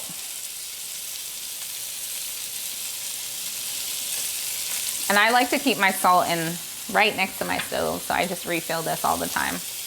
And then if I was doing a lot more meal prep, while the steak is searing, I would start doing something else, right? Like I could turn my back. I'm actually gonna cut up some crudité, so I could actually start cutting up my crudité. Actually, let me get a bowl. I like to keep a bowl when I'm cooking nearby for trash, so I don't have to walk back and forth to my trash can, because my kitchen's so big. It's such a problem. But yeah, I'm not touching my steak for, I don't know, how's long it's been, like 2 minutes or so? Probably 2 to 3 minutes. It's really, really hard to burn it. I hope I don't burn it now that I just said that. But you really don't want to mess with it because again, you're trying to get a hard sear, which means really high heat. If you start moving around, you're going to start creating steam, which creates moisture, which will not let you have that hard sear. All right, let's check it out. I'm going to grab some tongs. So just a quick note on tongs. If you are in the market for tongs, buy these, not these. I prefer the ones with no plastic stuff because it's like melted, probably melted in my food at some point. But these are the way to go. All right, let's flip this over. Ooh, yes. You see that nice crusty sear? Looking amazing. And again, I'm not gonna mess with it, but I am gonna bring over my sheet tray. I lined it with aluminum foil or maybe parchment paper, whatever you have. And I'm gonna let it cook for another minute or two, and then I'm going to put it in the oven. People always ask me, how long do you cook steak? Honestly, it just depends what kind of steak you like. And the other question I always get is what temperature. So whenever I'm meal prepping and not baking, I generally just set the oven for 400 degrees because you can basically cook anything at 400 degrees. It just depends again on the time, right? So this steak, I like medium rare-ish, especially if you're gonna be using it for meal prep for after things. You don't wanna overcook it. You wanna err on the side of rare. So I'll probably finish this in the oven for another like 7 to 10 minutes. Again, my steak is nice and thick. Like you never wanna buy a steak that's like less than 1/2 of an inch thick. If you had some onions, you could throw these into this and that would be delicious. You could start caramelizing some onion in the steak juice. So now I'm just gonna put this in the oven for 7 to 10 minutes, and while this is cooking, I can start to do something else. So in the meantime, whenever you're trying to master meal prep, you wanna master the technique or the art of doing several things at one time. This is why I'm always telling Chris that even though it looks easy, what I'm doing when I'm meal prepping is I'm constantly thinking about what could be next. If I'm doing a lot of different things at one time, I might just pause for a moment and like wash dishes to like get me back on track. For today, I'm just gonna be cutting up some crudité. Crudité is something that I just love to leave in the fridge because it's a quick, easy go snack. If you just grab some like store-bought hummus or a store-bought dip you really like, there's no shame in the game of buying something semi-homemade. And just having some like bell peppers and carrots can really, help you have better eating habits because if it's already cut up and in your fridge, you have less excuse to eat something bad for you. So again, I have this little trash bowl near me and I'm just gonna slice these into slices, obviously. And then, remember my talk about Tupperware, I'm just gonna put them directly into the container that I want them to stay in. Sometimes I'll even line this with a paper towel because that can kind of help your vegetables stay fresh longer. I'm just cutting out the ribs of this bell pepper. So yeah, sometimes I like to put paper towel at the bottom, but not always, just depending on how fast you think you'll eat them. I like yellow and red and orange peppers. I am not a fan of green bell peppers that are raw, so I don't buy them. Of course, I like the more expensive ones. The color of the bell pepper actually tells you how old it is. I forget which color is the oldest at the moment. I think red is the oldest. But that just depends. So you could cut these as thin or as thick as you like. Nola likes them pretty thin. So in this house, I try when I can to appease her so she will eat it. Nothing is worse. I mean, toddlers just say no for no reason. So you want to try to do all you can to get them to not just say no. All right, so there we have our bell peppers. This is something, if you're afraid of meal prep, this is something that you could just start implementing. Take literally 7 minutes of your time a week, cut up some vegetables, buy some hummus, and you'll have an easy snack. And I definitely think there's a big difference of cutting up your own vegetables versus like buying them already chopped up.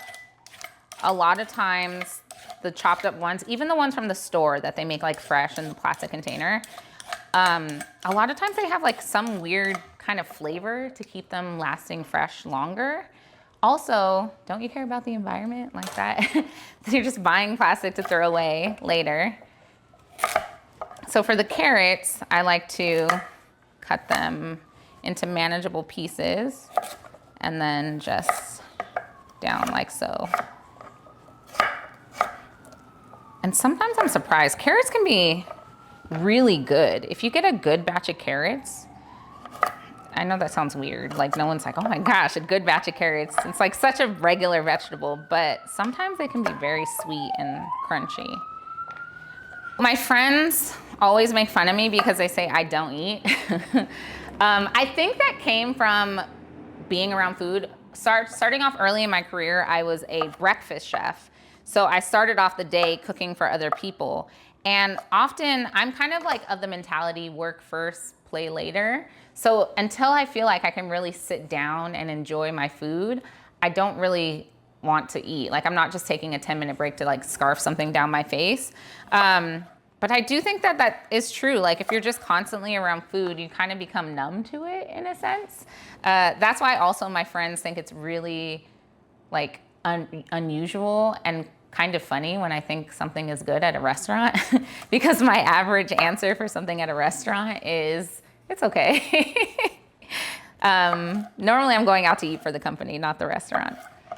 All right, so yeah, just in a few minutes, like look at all that crudité. It's probably what, maybe like $7 worth of raw materials, and you can have healthy snacks all the week long. Perfect. Now let's check on our steak.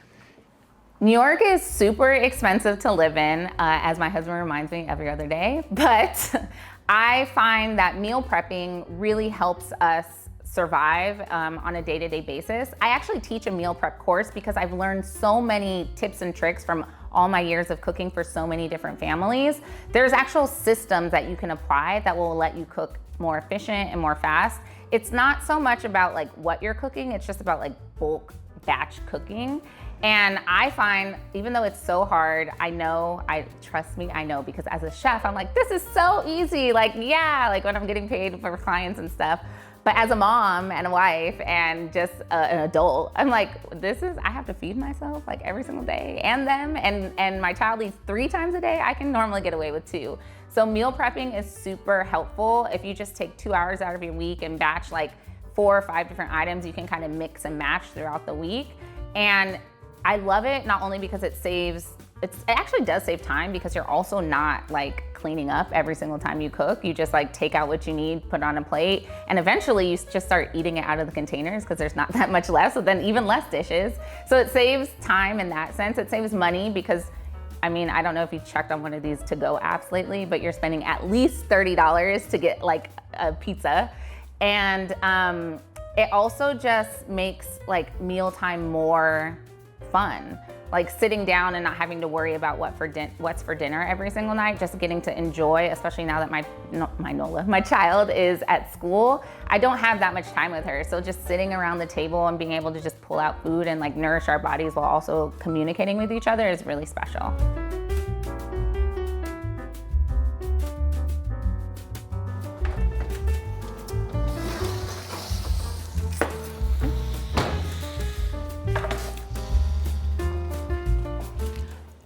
So here's our steak that's been cooking for about 8 minutes. It's always very exciting to see if you got the right temperature when you slice it in. We let it rest for about 7 minutes also. And then when I go to cut it, I want to cut it against the grain. So you can see these lines running through the steak. So I'm going to cut it just slightly off. And then remember that thin slice I was looking for? Oops. So I'm going to just literally cut it ever so thin, like almost paper thin. And this, you can see, if you cut your whole steak, oh, there's that color we're looking for. That's like literally perfect. I did it again, always surprise myself. Yeah, just continue to cut through the steak like so. My knife is a little dull. I shouldn't have to go that hard, but look at that. That is literally perfect. So if I were gonna re-serve this or like reheat it, I wouldn't. I like to eat it hot, like now as it came out. And then like for future, I would maybe just take off the chill for like 10 seconds or so, and then put it in a wrap or a salad or something. But I know you're probably still amazed. I'm still cutting, still going. And you can see also, as you get to the thicker part, it's like a different temperature because the steak was not created equal. It's a little bit thinner on the other side. That's what I was saying, is it's great for entertaining because literally if you have other sides, this could probably feed at least 6 people. I think people don't know how to eat. Like, especially steak, they're like, oh, I need the whole steak to myself. But you really don't, especially if it's seasoned very well with like a nice amount of salt. You need less than you think. I always eat the little ends for myself. I also cut off the fat to eat for myself too. Because you want to eat that when it's hot for sure. And there we have our steak. Look at that. So perfect. And because it's rested, there's no juices. Sometimes, oh, also, if I'm saving this for meal prep, I'll take these juices that were in the pan and like pour them over to just kind of like put them back into the steak. Oh man, so good. To me, home means just somewhere that you feel safe and loved and comfortable. I want to walk in my house and feel like it feels like a breath of fresh air, because the world can be really, really harsh and terrible, but your home should always be a place of safe refuge. And just like things that make you happy, you shouldn't necessarily feel like you have to follow trends or get caught up by trends. Like, I don't know what everyone's doing now. And one thing for me particularly that makes me so happy is flowers. I always try to have fresh florals in my home because I know just like seeing them just makes me really, really happy. And home is a place to like recharge your happiness from what the world can take away. Thanks for watching. Be sure to go to homeworthy.com for exclusive content, shopping guides, and so much more.